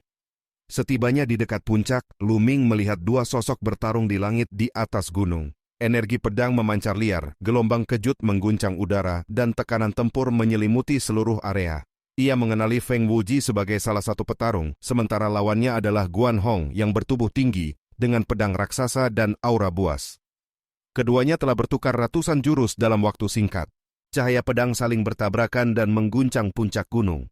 Lu Ming merasakan kedahsyatan kemampuan tempur mereka, jauh melampaui jenius biasa. Pertarungan itu memperlihatkan tingkat kekuatan tertinggi generasi muda Kekaisaran Matahari Terbakar. Dalam puncak duel, Guan Hong mengeluarkan teriakan panjang dan menebaskan serangan pedang mengejutkan ke arah Feng Wuji, menandai fase krusial pertempuran para pahlawan. Bab 256. Tebasan pedang Guan Hong turun bagaikan mampu membelah langit, memancarkan kekuatan dahsyat yang mengguncang udara. Feng Wuji membalas dengan lolongan panjang dan pancaran pedang kuat, namun benturan energi pedang di udara menghasilkan gelombang kejut mengerikan yang mengguncang ruang. Tubuh Feng Wuji terpukul mundur, bergetar hebat, dan darah mengalir dari sudut mulutnya. Kekalahan itu segera disadari semua penonton di puncak matahari terbenam. Guan Hong berdiri angkuh di udara, menyatakan Feng Wuji tidak lagi setingkat dengannya, dan menyebut 6 pahlawan matahari terbakar akan berubah menjadi 5 mulai saat itu. Pernyataan tersebut menghina bukan hanya Feng Wuji, tetapi juga sekte pedang mistik secara keseluruhan. Suara keras Ling Yanqi menggema membela Feng Wuji dan mengecam kesombongan Guan Hong. Di langit tampak 4 sosok lain dari generasi pahlawan, yakni Ling Yanqi dari Lembah Awan Merah, Shang Guanyi dari sekte pedang bulan hantu, Zuo Lian dari sekte iblis surga, serta seorang pemuda tak dikenal dari sekte pedang 10 arah. Guan Hong menyatakan bahwa penantang Ling Yanqi bukan dirinya, melainkan pemuda tersebut. Hal itu memicu kemarahan dan keterkejutan semua orang karena seorang tokoh tak dikenal berani menantang salah satu 6 pahlawan. Pemuda itu memperkenalkan diri sebagai Qiu Changli, dan langsung meledakkan auranya. Pedang tempurnya melesat keluar, dan tebasan dahsyat mengguncang langit. Ling Yanqi menyambut dengan tombak dan membentuk burung api raksasa. Kedua kekuatan bertabrakan dan memaksa mereka mundur, lalu pertempuran sengit berlanjut di udara. Dalam waktu singkat lebih dari 100 jurus dipertukarkan, mengejutkan para penonton karena kekuatan Qiu Changli ternyata setara dengan Ling Yanqi, meski sebelumnya tidak dikenal. Benturan besar akhirnya memisahkan keduanya dan tubuh Ling Yanqi terpukul mundur ribuan meter. Ia berhenti di udara dengan luka panjang di dada yang menyemburkan darah. Kekalahan Ling Yanqi di tangan pemuda tak dikenal dari sekte pedang 10 arah mengguncang seluruh puncak matahari terbenam dan segera menyebar ke ibu kota. Dalam satu hari, 2 pahlawan dari sekte besar dikalahkan oleh kekuatan sekte pedang 10 arah. Struktur generasi muda Kekaisaran Matahari Terbakar pun dipastikan berubah drastis, sementara reputasi sekte pedang 10 arah melonjak ke puncak. Qiu Changli tertawa angkuh, menegaskan namanya kepada Ling Yanqi yang terpukul. Feng Wuji datang menopang Ling Yanqi dan menyalurkan energi untuk menstabilkannya. Keduanya sadar bahwa kekalahan mereka akan membuat sekte pedang mistik dan Lembah Awan Merah merosot sementara sekte pedang 10 arah semakin dominan. Zuo Lian dari sekte iblis surga kemudian melangkah maju memuji kekuatan sekte pedang 10 arah dan menantang Shang Guanyi dari sekte pedang bulan hantu. Tanpa banyak kata, keduanya langsung bertarung di langit dalam duel sengit lain di antara 6 pahlawan. Di tengah pertempuran yang masih berlangsung, Lu Ming memutuskan pergi lebih dulu, meninggalkan Ming Feng di puncak matahari terbenam. Ia telah menyaksikan perubahan besar dalam kekuatan generasi muda Kekaisaran dan menyadari bahwa badai konflik antar sekte semakin dekat. Pertarungan para pahlawan hari itu menandai perubahan keseimbangan kekuatan yang akan mengguncang masa depan Kekaisaran Matahari Terbakar. Bab 257. Lu Ming kembali ke puncak matahari terbenam, bukan untuk menyaksikan hasil akhir pertarungan 6 pahlawan matahari terik, melainkan untuk menilai kekuatan mereka. Setelah mengamati, ia telah memperoleh gambaran jelas mengenai tingkat kemampuan para jenius itu sehingga merasa tidak perlu lagi menonton lebih lama. Ia kembali ke asrama dan merenungkan seluruh adegan pertempuran dalam benaknya, menilai bahwa Feng Wuji, Ling Yanqi, Guan Hong, Qiu Changli, dan para tokoh lain berada di puncak tingkat ketiga alam leluhur bela diri, namun daya tempur mereka mampu menembus tingkat kelima. Kesimpulan itu tidak membuatnya gentar. Sebaliknya, semangatnya berkobar karena ia yakin mampu menyusul bahkan melampaui mereka dalam waktu singkat. Ia lalu menuju pavilion harta karun dan menukar sisa kristal spiritualnya dengan 100 inti iblis kelas 9 tingkat ketiga. Kemudian memasuki lembah angin suci untuk berkultivasi. Selama sebulan penuh, ia memurnikan inti iblis satu demi satu. Kultivasinya, teknik bela diri, serta kendali kekuatan meningkat pesat. Setelah seluruh inti habis dimurnikan, ia keluar dari lembah dan kembali ke asrama. Ia tidak masuk, melainkan langsung menuju kediaman Ming Feng untuk mengetahui keadaan ibu kota selama masa pengasingannya. Ia memiliki firasat bahwa dalam sebulan terakhir pasti terjadi banyak perubahan. Di kediaman Ming Cheng, ia menemukan Ming Feng dan Ming Zhu sedang berbincang. Dari penjelasan mereka, ia mengetahui bahwa sebulan sebelumnya pertarungan 6 pahlawan matahari terik berakhir dengan kekalahan Feng Wuji dan Ling Yanqi, sementara Shang Guanyi dan Zuolian bertarung tanpa pemenang. Setelah itu, murid peringkat emas dari berbagai sekte kembali bertarung dan sekte pedang 10 arah menunjukkan dominasi mutlak. Beberapa hari kemudian, murid agung tingkat ke-9 dari sekte pedang 10 arah menantang Aula Bintang Umum, Lembah Awan Merah, dan sekte pedang mistik secara beruntun. Ketiga kekuatan itu mengalami kekalahan telak karena lawan terlalu kuat di ranah agung. Reputasi sekte pedang 10 arah pun melonjak, sementara sekte pedang mistik dan Lembah Awan Merah merosot. Bahkan keluarga kekaisaran semakin tertekan. Demi membalik keadaan, sekte pedang mistik memanggil para jenius garis darah istimewa dari Aula Kilin untuk menghadapi generasi muda sekte pedang 10 arah. Namun beredar kabar bahwa beberapa jenius terkuat dari sekte pedang 10 arah bahkan belum turun tangan, membuat banyak orang khawatir. Tak lama kemudian seorang pemuda bernama Che Yuan datang membawa kabar bahwa para jenius garis darah istimewa sekte pedang mistik telah tiba dan murid sekte pedang 10 arah sudah datang menantang. Lu Ming bersama Ming Cheng dan yang lain segera menuju kediaman sekte pedang mistik di ibu kota. Di depan gerbang kediaman itu telah berkumpul banyak penonton. Lebih dari 10 murid sekte pedang 10 arah berdiri di depan dengan sikap angkuh, sementara para penjaga sekte pedang mistik tampak muram. Seorang pemuda bernama Wu Kui berdiri di depan sebagai penantang utama, dikenal telah mengalahkan hampir semua ahli agung sekte pedang mistik. Tak lama, gerbang terbuka dan 4 jenius sekte pedang mistik dari Aula Kilin keluar. Aura mereka tajam dan kuat, menandakan garis darah istimewa. Salah satu di antaranya pemuda pembawa kapak perang memancarkan niat bertarung dahsyat ketika berhadapan dengan Wu Kui. Pertemuan dua kelompok jenius dari dua sekte besar itu menandai awal bentrokan baru di ibu kota. Ketegangan yang telah terakumulasi selama sebulan kini mencapai puncaknya, dan konfrontasi antara garis darah istimewa sekte pedang mistik dan para penantang sekte pedang 10 arah tak terelakkan. Lu Ming menyaksikan semua itu dengan tenang, menyadari bahwa badai konflik antar sekte telah benar-benar pecah di jantung kekaisaran matahari terbakar. Bab 258. Pemuda sekte pedang mistik pembawa kapak perang melangkah maju dan segera melancarkan serangan dahsyat. Kapak perang berkilau menebas ke bawah dengan aura menakutkan, menandakan penguasaan kekuatan tingkat tinggi. Wu Kui menyambutnya dengan pukulan langsung. Benturan keras terjadi dan pemuda kapak perang terdorong mundur. Pemuda itu lalu melepaskan garis keturunan istimewanya. Kapak perang kuno dengan 6 cakra merah darah muncul dan menyatu dengannya, membuat auranya melonjak tajam. Tebasan berikutnya jauh lebih kuat, seolah mampu membelah langit. Wu Kui pun mengaktifkan garis keturunannya. Cahaya merah darah memancar dan gunung iblis raksasa muncul di atas kepalanya. Dengan pukulan yang mengandung kekuatan gunung penindas, ia menghantam lawannya. Kapak perang bertabrakan dengan gunung, namun kekuatan itu tidak terbelah. Tubuh pemuda sekte pedang mistik justru tertindih dan jatuh menghantam tanah. Gunung iblis menghancurkannya hingga tubuhnya menjadi bubur darah di tempat. Kematian jenius bergaris keturunan istimewa itu mengejutkan semua orang. Wu Kui mencemooh bahwa garis keturunan istimewa hanya berguna jika rahasia kuno di dalamnya dipahami dan diolah menjadi keterampilan rahasia. Tanpa itu, kekuatan garis keturunan tidak berarti apapun. 3 jenius sekte pedang mistik yang tersisa diliputi amarah dan tekanan. Salah satu dari mereka, pemuda pembawa pedang kuno, maju bertarung. Pertempuran sengit berlangsung, namun gunung iblis Wu Kui terlalu kuat. Setelah puluhan jurus, pemuda pedang itu terpukul hingga muntah darah dan kalah telak. 2 jenius sekte pedang mistik yang tersisa menyadari perbedaan kekuatan terlalu besar, sehingga tidak berani maju. Wu Kui terus mengejek dan bahkan menyatakan bahwa dirinya hanya peringkat ke-6 di sekte pedang 10 arah. Masih ada 5 orang yang lebih kuat darinya. Pernyataan itu mengguncang kerumunan karena kekuatan Wukui saja sudah tak tertandingi di ranah agung. Di langit, Lin Shuai dan para tetua berjubah emas menyaksikan dengan wajah muram. Mereka menyadari bahwa Sekte Pedang 10 Arah telah diam-diam membina banyak jenius luar biasa selama bertahun-tahun. Bahkan disebutkan bahwa bila Duan Mulin belum menembus alam leluhur bela diri, mungkin ia masih mampu menandingi Wukui. Kini kekalahan Sekte Pedang Mistik hampir tak terelakkan. Wukui kembali mengejek dan menantang siapapun untuk maju.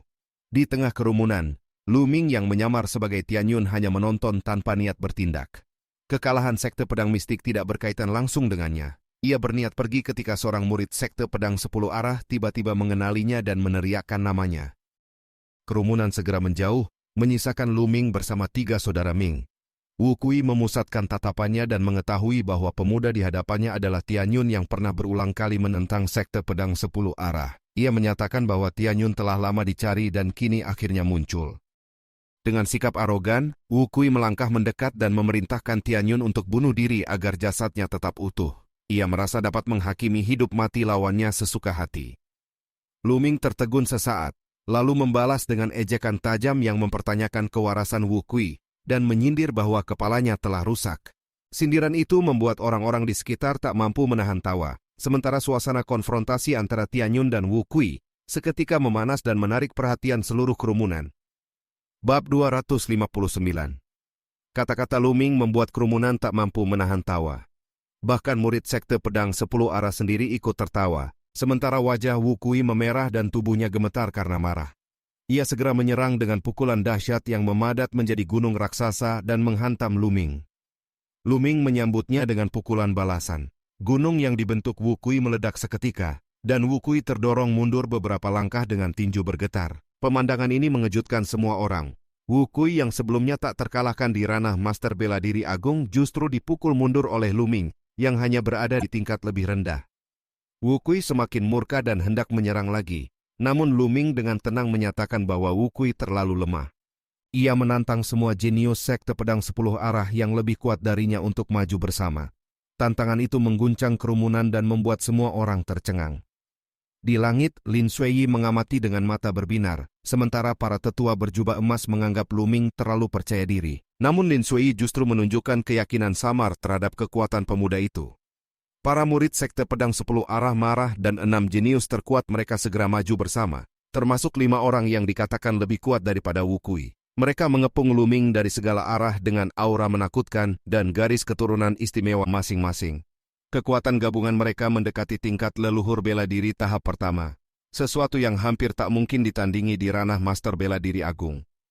6 serangan dahsyat diluncurkan serentak ke arah Lu Ming. Ia melompat ke langit, membentuk tombak dari perpaduan angin dan api, lalu menembus celah serangan gabungan itu dan terbang tinggi. Ke-6 lawan mengejar dan mengepungnya di udara. Lu Ming kemudian mengerahkan telapak dao manusia. Energi langit dan bumi berkumpul membentuk telapak raksasa yang nyata seperti tangan dewa, lalu menghantam ke bawah dengan kekuatan menghancurkan. Ke-6 jenius Sekte Pedang 10 Arah panik dan menggabungkan serangan untuk menahan telapak itu. Benturan besar terjadi, gelombang kejut menyapu tanah dan menciptakan lubang-lubang raksasa, memaksa kerumunan mundur jauh, namun serangan gabungan 6 jenius itu tetap hancur. Telapak dao manusia terus menekan turun, menyelimuti mereka dalam kekuatan penindasan yang tak terelakkan. Ke-6 jenius berusaha melarikan diri, tetapi mereka telah terkurung dalam tekanan telapak raksasa. Wukui dan yang lain diliputi keputusasaan ketika menyadari bahwa kekuatan gabungan mereka pun tak mampu menahan satu serangan Lu Ming. Bab 260. Dengan dentuman menggelegar, ke-6 jenius Sekte Pedang 10 Arah terhempas ke tanah oleh telapak raksasa. Tubuh mereka menghantam bumi hingga terbentuk 6 kawah besar yang memuntahkan debu dan asap. Kerumunan di kejauhan terpaku, napas tertahan, menatap dengan mata terbelalak pada pemandangan yang terasa mustahil. 6 jenius yang mampu menyapu hampir seluruh Master Bela Diri Agung Kekaisaran Matahari Terbakar, ternyata dikalahkan oleh satu serangan Lu Ming. Perbedaan kekuatan terlihat jelas bahkan bagi orang awam. 3 jenius Sekte Pedang Mistik yang tersisa menatap Lu Ming dengan tak percaya. Kesombongan mereka runtuh total. Mereka yang dahulu merasa sebagai kesayangan langit karena garis keturunan istimewa, kini menyadari bahwa mereka jauh dari puncak. Kekalahan beruntun di tangan Wukui sudah mengguncang keyakinan mereka, namun melihat Wu Kui dan 5 jenius lebih kuat darinya dihancurkan satu telapak benar-benar menghancurkan dunia mereka.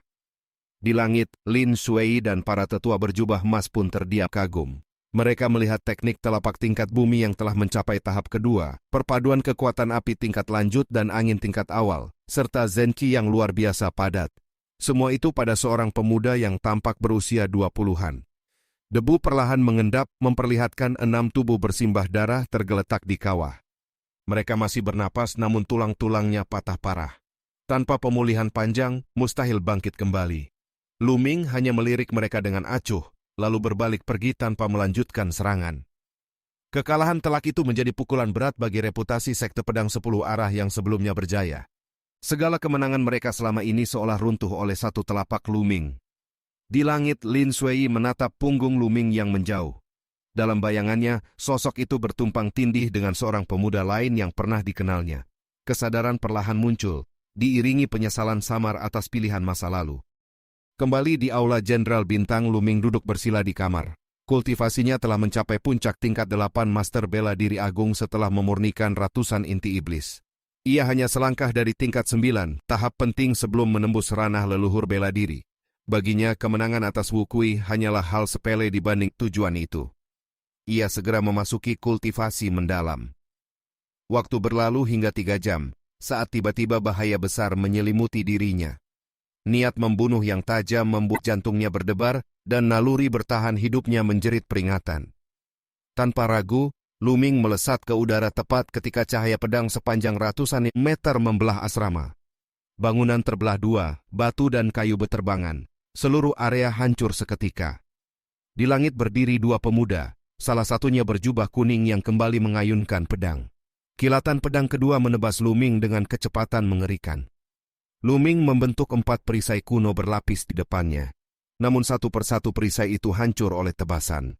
Dalam sekejap ia melepaskan garis keturunan, kekuatan melahap memenuhi tubuhnya, dan tombak penakluk iblis muncul untuk menahan sisa serangan. Benturan keras terjadi. Tubuh Lu Ming terguncang hebat seolah dihantam gunung. Ia terpental jatuh dari langit seperti bola meriam, menandai awal serangan pembunuhan di depan pintunya sendiri. Bab 261. Tubuh Lu Ming jatuh cepat dari langit dan baru berhenti setelah menghentakkan kaki ke tanah dengan ledakan ki esensial yang menahannya dari benturan langsung. Di udara, 2 pemuda dari Sekte Pedang 10 Arah menatapnya dengan amarah dan niat membunuh yang meluap. Serangan mendadak mereka sebelumnya gagal membunuhnya, dan hal itu menjadi penghinaan besar bagi keduanya yang berada di puncak tingkat kedua ranah Grandmaster Bela Diri. Cahaya pedang raksasa menembus kehampaan, disusul energi pedang tajam lain dari sisi berbeda. Lu Ming merasakan ancaman kematian menekan jiwanya. Ia mengerahkan seluruh ki esensial, membentuk 4 perisai kuno di depan tubuhnya, lalu melancarkan telapak dao manusia dengan kekuatan angin dan api. Benturan dahsyat mengguncang kawasan asrama Aula Bintang Jenderal, meruntuhkan bangunan dan memaksa para murid berlarian. Semua pertahanan Lu Ming hancur. Tubuhnya terpental menembus 2 bangunan sebelum akhirnya berhenti ratusan meter jauhnya dengan tombak panjang sebagai penopang. Darah muncrat dari mulutnya, tubuhnya gemetar, namun ia tetap berdiri. Kedua pemuda Sekte Pedang 10 Arah terkejut karena serangan gabungan mereka yang cukup untuk membunuh Grandmaster tingkat pertama ternyata hanya melukai Lu Ming. Niat membunuh mereka semakin membara. Keduanya kembali menyerbu untuk mengakhiri hidup Lu Ming. 3 tetua Aula Bintang Jenderal muncul cepat dan menghadang di udara, tetapi dominasi 2 murid emas Sekte Pedang 10 Arah terlalu besar. Dalam beberapa benturan saja, para tetua terpukul mundur, bahkan salah satu kehilangan lengan. Lu Ming menyadari bahwa Sekte Pedang 10 Arah benar-benar telah didorong ke titik ekstrem, hingga mengirim murid emas langsung menyerang Aula Bintang Jenderal di ibu kota. Pandangannya jatuh pada asrama yang telah menjadi puing dan ratapan para korban. Banyak murid tewas atau terluka akibat tebasan pedang tadi. Kemarahan membara dalam dirinya saat ia mencengkeram tombak dengan erat. Kedua murid emas kembali hendak mengeksekusi Lu Ming, sementara para tetua yang terluka tetap berdiri melindunginya. Pada saat genting itu, cahaya pedang putih salju membelah langit dari kejauhan dengan kekuatan leluhur bela diri tingkat keempat. Serangan itu langsung menyapu kedua pemuda Sekte Pedang 10 Arah hingga terpental ribuan meter. Beberapa sosok tiba di udara. Dua tetua kerajaan dan seorang pangeran muda muncul, dengan sang pangeran diselubungi ki pelindung agar dapat melayang. Ia adalah Huaci, pangeran ke-8 kekaisaran. Tatapannya tajam dan penuh tekad saat menyatakan bahwa tak seorang pun boleh membunuh Tianyun di wilayah Aula Bintang Jenderal. Kedua murid emas berusaha menekan dengan dalih bahwa Tianyun memusuhi sekte pedang 10 arah dan merusak hubungan dengan keluarga kerajaan. Namun Huaci menolak tunduk dan menegaskan bahwa ibu kota tetap berada di bawah kekuasaan kekaisaran. Dua tetua di sisinya memancarkan aura leluhur bela diri tingkat ketiga dan keempat, membuat kedua murid emas sadar bahwa mereka takkan mampu menang. Dengan kebencian mendalam, pemuda berjubah kuning memperingatkan bahwa jika Tianyun berani keluar dari Aula Bintang Jenderal, mereka akan menunggunya di luar dan melihat berapa lama keluarga kerajaan mampu melindunginya. Setelah ancaman itu, kedua murid emas sekte pedang 10 arah melangkah di udara dan menghilang, meninggalkan suasana tegang dan puing kehancuran di belakang mereka. Bab 262. Luming menatap langit dengan wajah tenang, tetapi batinnya bergolak hebat. Ia menyadari bahwa meskipun dirinya hampir tak tertandingi di ranah Master Bela Diri Agung, kekuatan itu tetap belum cukup saat berhadapan dengan Grand Master Bela Diri sejati. Tekadnya mengeras untuk menembus ranah tersebut secepat mungkin, karena hanya dengan kekuatan itu ia dapat membalas ancaman sekte pedang 10 arah. Di Aula Bintang Jenderal, para tetua segera mengatur penyelamatan korban dan pembersihan asrama yang hancur. Huaci berdiri di samping Luming dengan mata penuh niat membunuh dan penghinaan yang tertahan. Penyerangan terang-terangan di wilayah kekaisaran, kematian para murid, dan kehancuran bangunan merupakan tamparan bagi martabat kerajaan. Setelah menenangkan diri, Huaci mendekati Luming dan mengungkapkan bahwa ia memiliki kabar tentang ayahnya.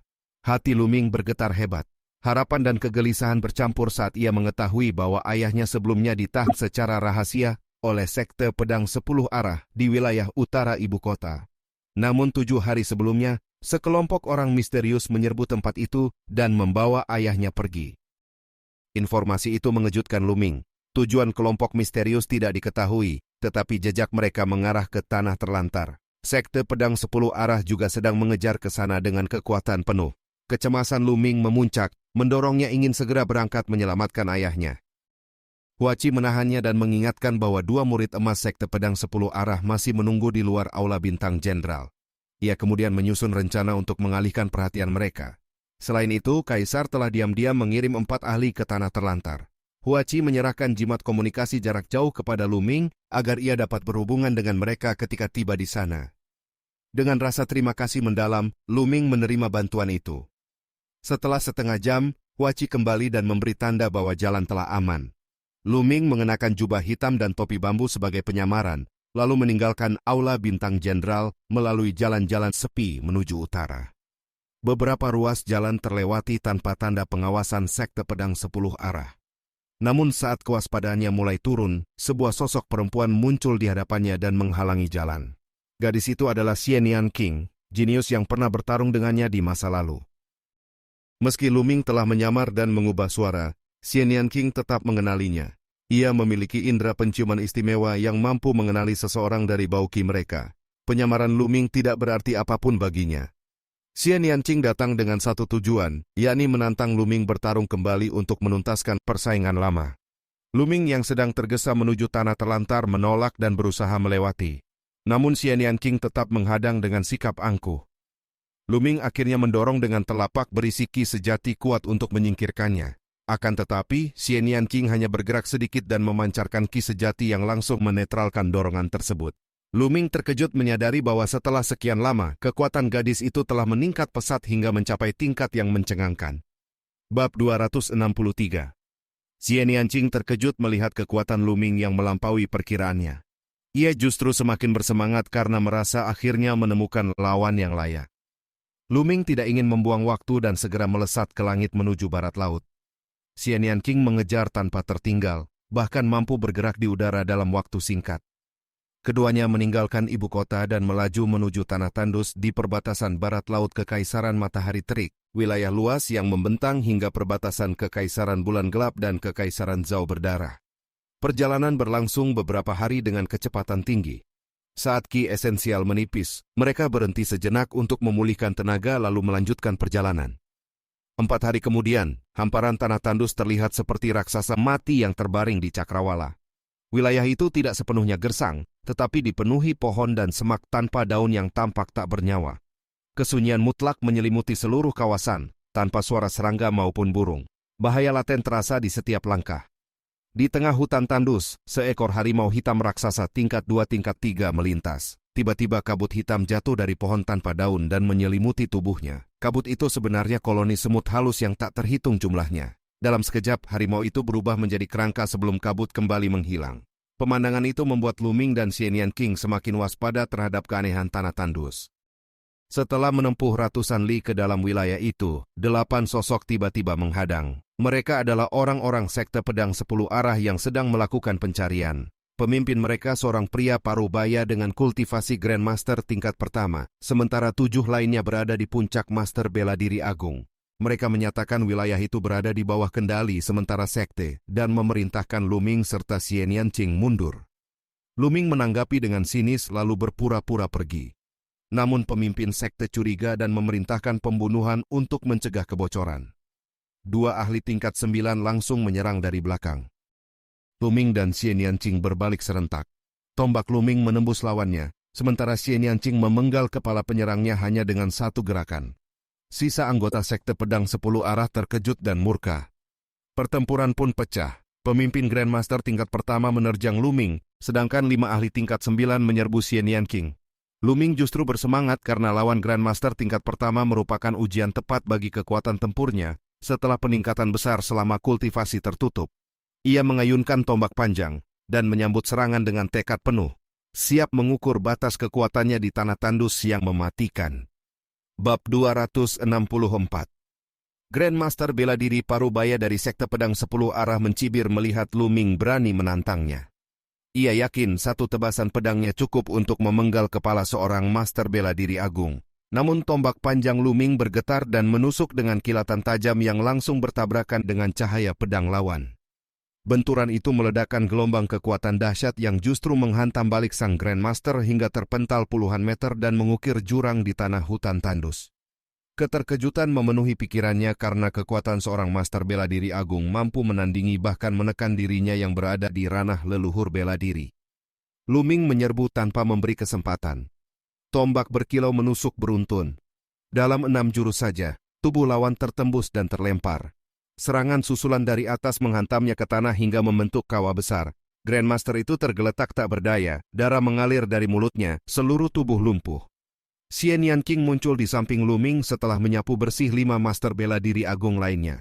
Sang Grandmaster memandang keduanya dengan ketakutan dan kebingungan, menduga mereka jenius dari kekaisaran tingkat menengah karena kekuatan yang melampaui nalar. Lu Ming menanyainya tentang target pengejaran sekte pedang 10 arah. Dari ancaman dan jawaban terpaksa, terungkap bahwa orang yang mereka kejar telah diculik pihak Kekaisaran Bulan Gelap dan dibawa lebih jauh ke tanah tandus. Pasukan sekte dipimpin Qiu Changkong bersama 6 leluhur bela diri lain, serta ratusan Grandmaster bela diri untuk mengejar mereka. Selain itu ada kunci rahasia harta Kaisar bela diri yang juga menjadi incaran berbagai pihak. Informasi itu mengguncang Lu Ming. Ranah Kaisar bela diri berada jauh di atas Raja bela diri dan 3 ranah Dewa Roh. Puncak kekuatan di benua ilahi liar. Kunci rahasia itu jelas berkaitan dengan rahasia tertinggi. Situasi penyelamatan ayahnya ternyata jauh lebih rumit dan berbahaya. Setelah memperoleh semua informasi, Lu Ming menembus jantung Grandmaster itu dengan tombak tanpa ragu, mengakhiri hidupnya agar tak meninggalkan ancaman di belakang. Xian Yanqing menilai kekuatan Lu Ming dengan tatapan penuh gairah bertarung. Sementara itu Lu Ming mengumpulkan cincin penyimpanan dan menyerap esensi darah 8 murid sekte pedang 10 arah melalui garis keturunan pemakan roh. Esensi seorang leluhur bela diri tingkat pertama memberinya energi besar untuk peningkatan. Dari pertempuran itu ia menilai kekuatan tempurnya setara puncak leluhur bela diri tingkat pertama. Namun menghadapi Qiu Changkong dan banyak ahli lain, kekuatan tersebut masih jauh dari cukup untuk menyelamatkan ayahnya. Ia harus menembus ranah berikutnya secepat mungkin. Lu Ming dan Xian Yanqing kemudian berpindah ke lembah terpencil puluhan li jauhnya. Di sana ia duduk bersila menjalankan teknik naga perang sejati, memurnikan esensi darah leluhur bela diri menjadi ki esensial yang menggelegak. Gelombang energi mengalir deras dalam tubuhnya, mendorongnya menembus batas dan menuju tingkat ke-9 Grandmaster bela diri, sementara Xian King berjaga di mulut lembah dengan enggan. Bab 265. Sekitar 2 jam setelah memasuki lembah, tubuh Lu Ming meledak dengan gelombang energi kuat yang segera terserap kembali. Ia berhasil menembus tingkat ke-9 Grandmaster bela diri. Terobosan itu mengejutkan Xian King yang menyaksikan dari kejauhan. Dalam waktu kurang dari setengah tahun, kultivasi Lu Ming telah melonjak dari tingkat rendah hingga hampir menyamai dirinya, bahkan kini kembali melesat maju. Lu Ming bangkit dengan senyum puas dan segera melanjutkan perjalanan menuju kedalaman tanah tandus bersama Xian King. Dalam perjalanan ia berkomunikasi melalui jimat transmisi suara dengan para ahli keluarga kekaisaran yang telah dikirim sebelumnya. Mereka sepakat bergerak terpisah agar tidak menjadi sasaran besar bagi sekte pedang 10 arah. Di bagian terdalam tanah tandus, sekelompok orang berjubah hitam dari kekaisaran bulan gelap bergerak cepat di antara hutan mati. Di antara mereka terdapat seorang pria lusuh dengan rambut dan janggut acak-acakan, pakaian compang-camping berlumuran darah, serta tatapan kosong. Ia adalah Lu Yuntian, ayah Lu Ming yang telah hilang bertahun-tahun. Para penculiknya berulang kali menuntut kunci rahasia harta kaisar bela diri dan lokasi harta tersebut. Lu Yuntian tetap meremehkan dan menolak memberi jawaban meski diancam penyiksaan. Mereka telah menculiknya dari sekte pedang 10 arah demi rahasia itu, dan berusaha membawanya kembali ke kekaisaran bulan gelap. Kelompok itu dipimpin Pangeran ketiga Yin Juyo, seorang jenius kekaisaran bulan gelap. Ia berniat menghadapi Qiu Changkong yang mengejar di belakang. Tetua berambut putih memperingatkan bahwa Qiu Changkong adalah jenius yang masuk daftar Kaisar Awan, peringkat puncak generasi muda di 36 negeri Kaisar Yun, sehingga tidak boleh diremehkan. Tak lama kemudian, 7 berkas cahaya pelangi melesat dari langit. Qiu Changkong muncul dengan aura pedang tajam menyatu dengan tubuhnya. Ia langsung melancarkan tebasan ki pedang mengerikan ke arah pasukan kekaisaran bulan gelap. Yin Juyo menyambut dengan senjata roda bercahaya seperti bulan, dan benturan keduanya mengguncang bumi, menciptakan parit raksasa di tanah tandus. Pertarungan dua jenius itu melonjak ke langit dan terus bergerak menjauh, meninggalkan medan perang utama. Sementara itu, para leluhur bela diri dan Grandmaster dari kedua pihak saling bertabrakan dalam pertempuran kacau demi memperebutkan Lu Yuntian.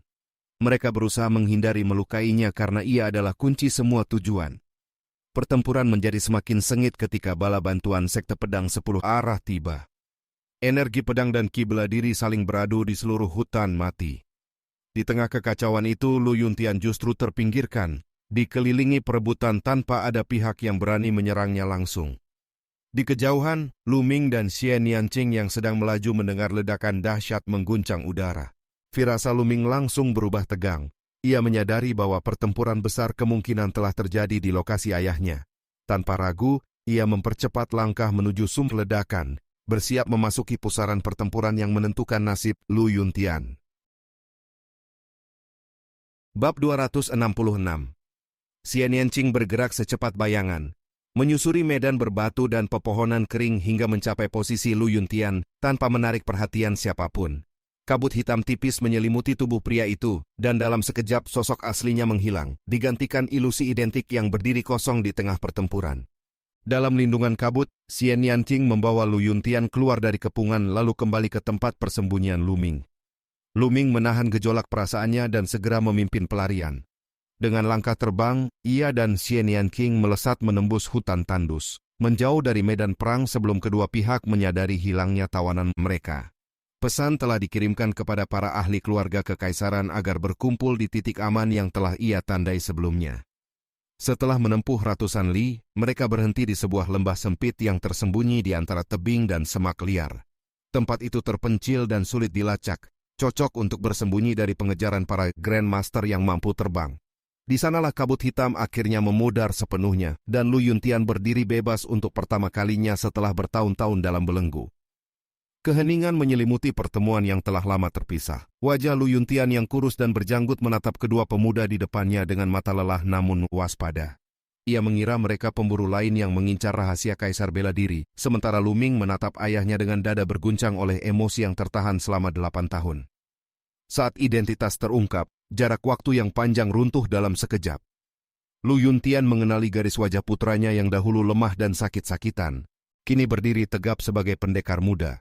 Kesadaran itu mengguncang jiwanya. Air mata yang selama bertahun-tahun tertahan akhirnya mengalir, membawa kelegaan dan rasa syukur karena takdir masih mempertemukan ayah dan anak. Lu Ming memandang tubuh ayahnya yang kurus tanpa aliran qi sejati. Energi dan darahnya lemah jauh di bawah manusia biasa. Fakta itu menancap seperti pisau di hati. Amarah membara terhadap pihak yang telah menghancurkan kultivasi dan kehidupan Lu Yuntian. Namun Lu Yuntian justru menunjukkan ketenangan pasrah, lebih memikirkan keselamatan putranya daripada penderitaannya sendiri.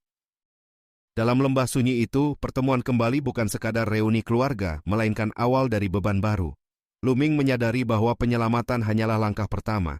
Di balik penderitaan ayahnya tersembunyi konspirasi besar yang melibatkan sekte pedang 10 arah dan kekuatan lain yang lebih dalam.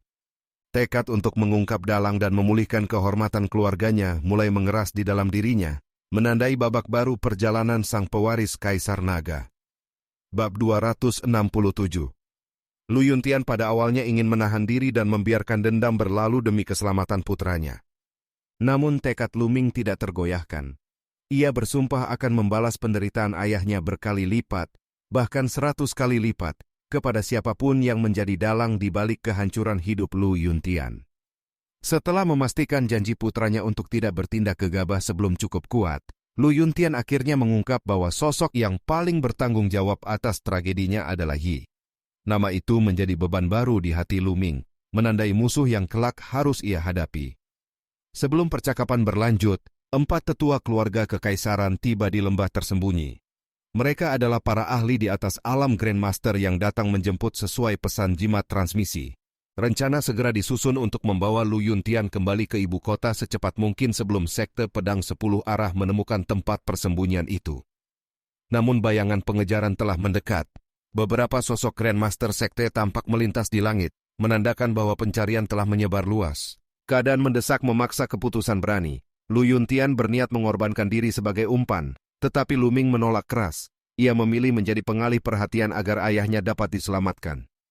Dengan tekad bulat, Lu Ming mengenakan pakaian compang-camping Lu Yuntian dan keluar dari lembah bersama Xian Yanqing. Mereka berlari menuju kedalaman tanah tandus untuk menjauhkan musuh dari jalur pelarian keluarga kekaisaran.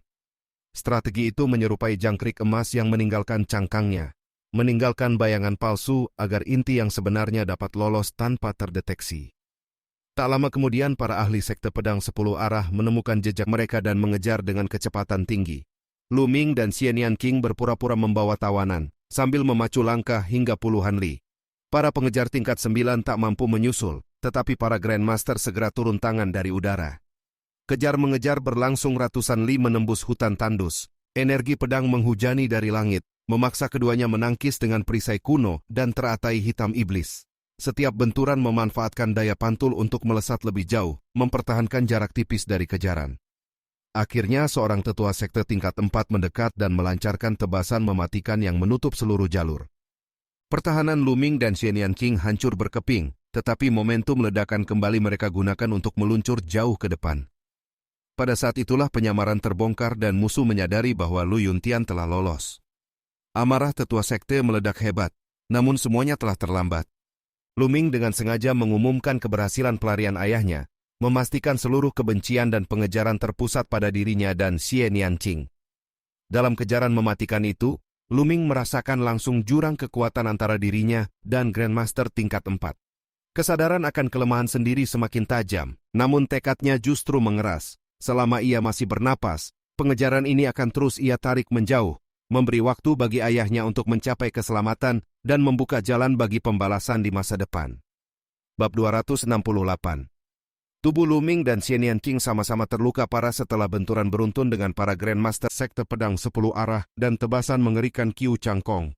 Darah mengalir dari sudut bibir mereka, namun keduanya tetap mengertakkan gigi dan berlari menembus tanah tandus demi menjauhkan pengejaran dari jalur pelarian Lu Yuntian.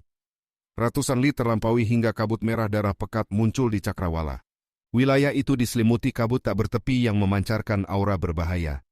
Para pengejar segera mengenali tempat tersebut sebagai alam darah dan sarang iblis, sebuah tanah terlarang legendaris yang ditakuti bahkan oleh para Grandmaster.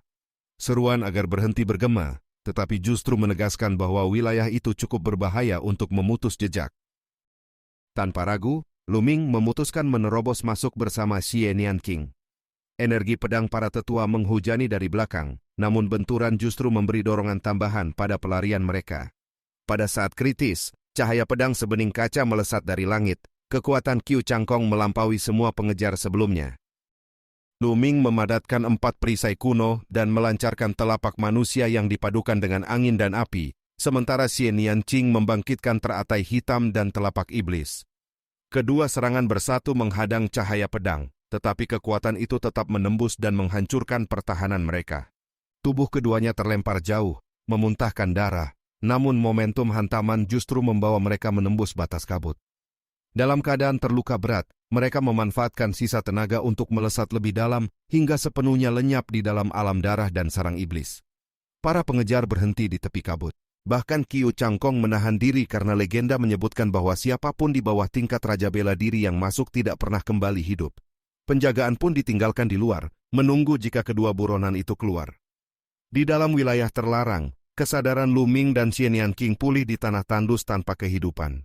Tanah merah kecoklatan membentang tanpa rumput atau pepohonan, sementara kabut darah menggantung di udara dan menghapus semua arah.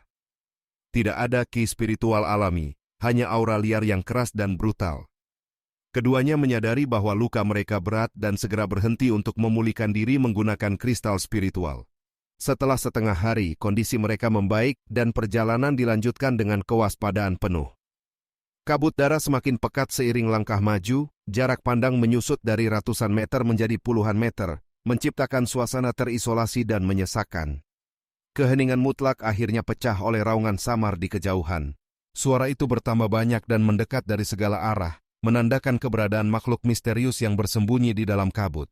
Lu Ming dan Xian Yanqing berhenti, bersiaga menghadapi ancaman yang tak terlihat. Tiba-tiba cakar pucat berbulu hijau menyambar dari samping menuju Xian Yanqing. Bentuknya menyerupai tangan manusia dengan kuku panjang setajam bilah. Teratai hitam segera mekar di hadapannya, kelopak-kelopak menghantam cakar tersebut dan memercikan kilatan logam. Serangan itu tidak memutuskan cakar, tetapi cukup memaksanya mundur.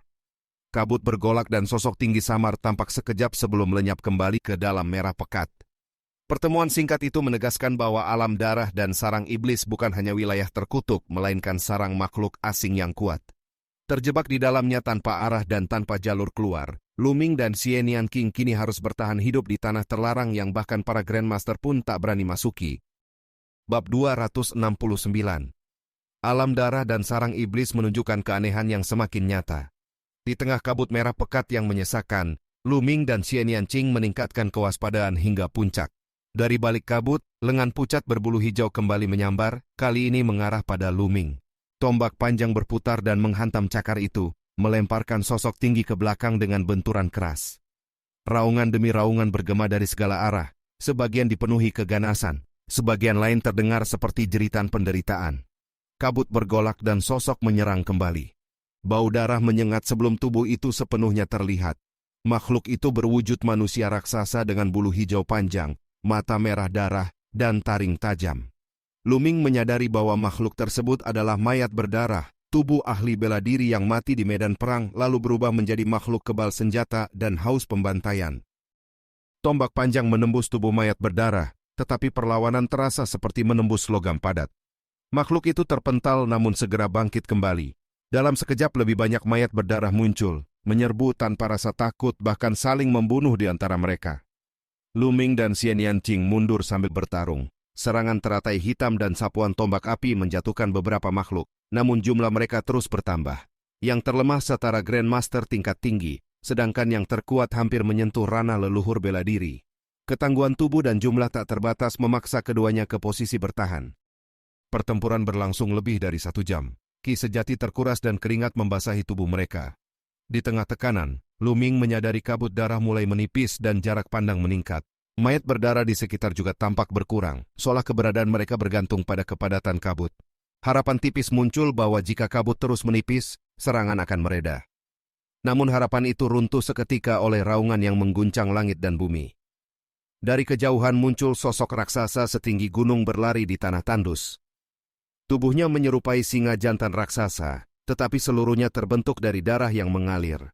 Aura yang dipancarkan sedalam samudra, melampaui segala makhluk sebelumnya. Makhluk itu membuka mulut dan menyedot mayat berdarah di sekelilingnya seperti debu tersapu badai. Xian Yanqing gemetar menyadari bahwa itu adalah iblis berdarah legendaris, penguasa wilayah terlarang yang tak tertandingi oleh siapapun di bawah Raja Bela Diri. Lu Ming segera menarik tangan Xian Yanqing dan melarikan diri. Mayat berdarah di sekitar pun panik dan melarikan diri, tetapi iblis berdarah tetap mengejar. Dalam sekejap jarak mereka tertutup. Mata merah raksasa menatap mangsa kecil di depannya. Kesadaran akan kematian mendekat membanjiri Lu Ming, tetapi tekadnya bangkit. Ia baru saja menyelamatkan ayahnya dan belum menuntaskan balas dendam. Dalam keadaan hidup dan mati, ia memusatkan seluruh kekuatan dan melancarkan telapak jalur manusia. Jejak telapak raksasa terbentuk lebih padat dan 2 kali lebih besar dari sebelumnya. Teknik itu menembus batas dan mencapai tingkat ketiga. Namun perbedaan kekuatan terlalu jauh. Iblis berdarah memuntahkan cahaya darah yang menghancurkan telapak tersebut seolah gelembung pecah.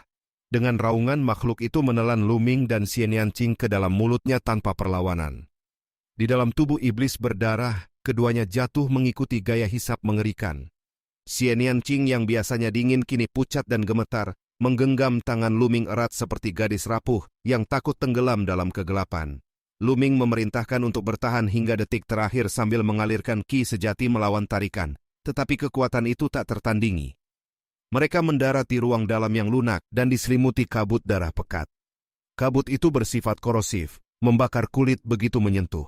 Ki sejati mereka segera digunakan untuk melindungi tubuh, tetapi cadangan sudah hampir habis akibat pertempuran panjang. Dalam waktu singkat, perlindungan runtuh dan kabut darah mulai mengikis daging mereka. Terperangkap di dalam perut iblis berdarah dengan energi terkuras dan tubuh tergerus, Lu Ming dan Xian Yanqing berada di ambang kehancuran total, menghadapi kematian perlahan di jantung makhluk terkuat alam darah dan sarang iblis. Bab 270. Kabut korosif di dalam tubuh iblis darah terus mengikis segala yang disentuhnya. Xian Yanqing tidak lagi mampu bertahan. Darah menyembur dari mulutnya, tubuhnya terhuyung, lalu kesadarannya runtuh sepenuhnya. Ia terkulai lemah di sisi Lu Ming, wajahnya pucat dan napasnya nyaris tak terasa. Lu Ming sendiri berada di ambang kehancuran. Kabut merah darah meresap melalui pori-porinya, membakar daging dan menekan kesadarannya ke dalam kegelapan yang menyesakkan. Tekadnya menolak menyerah, tetapi tubuhnya semakin lemah. Ia memaksa dirinya bertahan dengan sisa kehendak yang hampir padam, berjuang melawan rasa kantuk mematikan yang menariknya menuju kehampaan. Di saat kesadaran hampir lenyap sepenuhnya, dunia di sekelilingnya tiba-tiba berputar. Tekanan kabut dan rasa sakit menghilang seketika. Ia mendapati dirinya berada di tempat lain yang sunyi dan agung. Itulah tempat suci tertinggi. Lu Ming terkejut. Ia tidak berada di 3 pelataran awal yang telah dikenalnya selama bertahun-tahun, melainkan di pelataran tertinggi. Tangga panjang menjulur turun di belakangnya, sedangkan di hadapannya berdiri sebuah istana yang sama seperti yang pernah ia lihat dari kejauhan. Pintu istana terbuka, memperlihatkan kegelapan yang dalam dan misterius. Xian Yanqing terbaring di sampingnya, masih tidak sadarkan diri. Lu Ming memandang ke dalam istana dengan perasaan bergejolak. Selama lebih dari 2 tahun ia memiliki tempat suci tertinggi, rasa ingin tahunya tentang istana dan sosok di dalamnya tak pernah padam. Kini, untuk pertama kalinya, ia berada di pelataran puncak, tepat di depan gerbang yang selama ini tak terjangkau. Di dalam kegelapan, samar terlihat sosok duduk bersila. Tiba-tiba sosok itu bergerak, bangkit berdiri, lalu melangkah keluar. Langkahnya ringan namun mengguncang batin Lu Ming. Jantungnya berdetak keras saat sosok itu semakin jelas. Seorang pria parubaya berjubah perang merah berhias lambang matahari muncul dari dalam istana. Tubuhnya tinggi dan kokoh, wajahnya tegas, dan saat matanya terbuka, seolah 2 matahari menyala di dalamnya. Auranya luas tak terhingga, bagai langit dan samudra menyatu, membuat Lu Ming merasa seolah berdiri di hadapan seluruh dunia. Namun sekejap kemudian, aura itu menghilang. Pria itu tampak seperti manusia biasa, tetapi tatapannya pada Lu Ming dipenuhi makna yang dalam dan rumit. Lu Ming menunduk hormat di hadapannya. Pria itu telah memperhatikan perjalanan Lu Ming selama bertahun-tahun. Ia menyatakan bahwa kehadiran Lu Ming dan darah naga di tubuhnya tidak boleh disia-siakan. Ia mengakui bahwa tanpa kepentingan pada darah itu, ia tidak akan turun tangan menyelamatkan Lu Ming dari kehancuran di dalam iblis darah. Lu Ming dipenuhi rasa ingin tahu tentang identitas pria tersebut dan asal-usul tempat suci tertinggi yang selama ini menjadi sumber kekuatannya. pria itu akhirnya menyatakan jati dirinya. Ia adalah penguasa tertinggi 9 matahari. Nama itu mengguncang jiwa Lu-Ming. Sosok legendaris yang selama ini hanya dikenal sebagai dewa perang tak terkalahkan dari istana ilahi surga Empyrean, kini berdiri di hadapannya. Kultivasinya dahulu hampir mencapai ranah kaisar bela diri, dan namanya termasyhur di seluruh dunia. Bagi Lu-Ming, tokoh itu selalu berada di puncak legenda yang tak terjangkau. Namun kenyataan yang diungkap berikutnya jauh lebih mengejutkan. Sosok di hadapan Lu-Ming bukanlah tubuh asli, melainkan sisa jiwa. Penguasa tertinggi 9 matahari telah lama gugur. Yang membunuhnya adalah gurunya sendiri, Kaisar Bela Diri Di, penguasa istana ilahi surga Empyrean. Kebenaran itu bagaikan petir di benak Lu-Ming. Seorang murid utama, dewa perang tak tertandingi, dibunuh oleh gurunya sendiri. Kebencian dan kemarahan yang terpendam dalam jiwa penguasa tertinggi 9 matahari terasa jelas saat ia menyebut nama Di sebagai pengkhianat licik yang tak segan melakukan apapun demi tujuannya. Ia kemudian mengungkap rahasia yang berkaitan langsung dengan Lu-Ming.